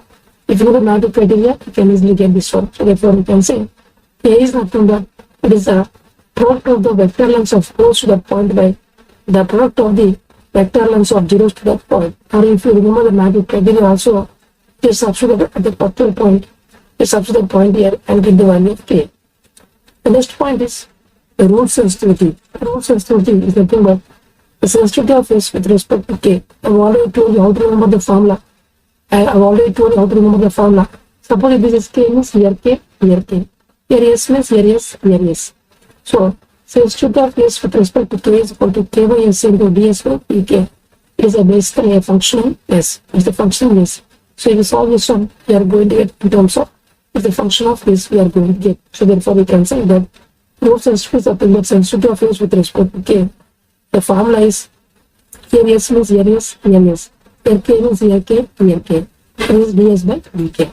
So if you solve this one, we are going to get it is in terms of function S. So root sensitivity means sensitivity of S with respect to k and k is equal to, I have already told here S means here S, here S. Here k means here k, here k. So this is ds by dk. It is basically a function in S. Function in S. The next point is, if we design the critical dam system, these are highly sensitive to noise also.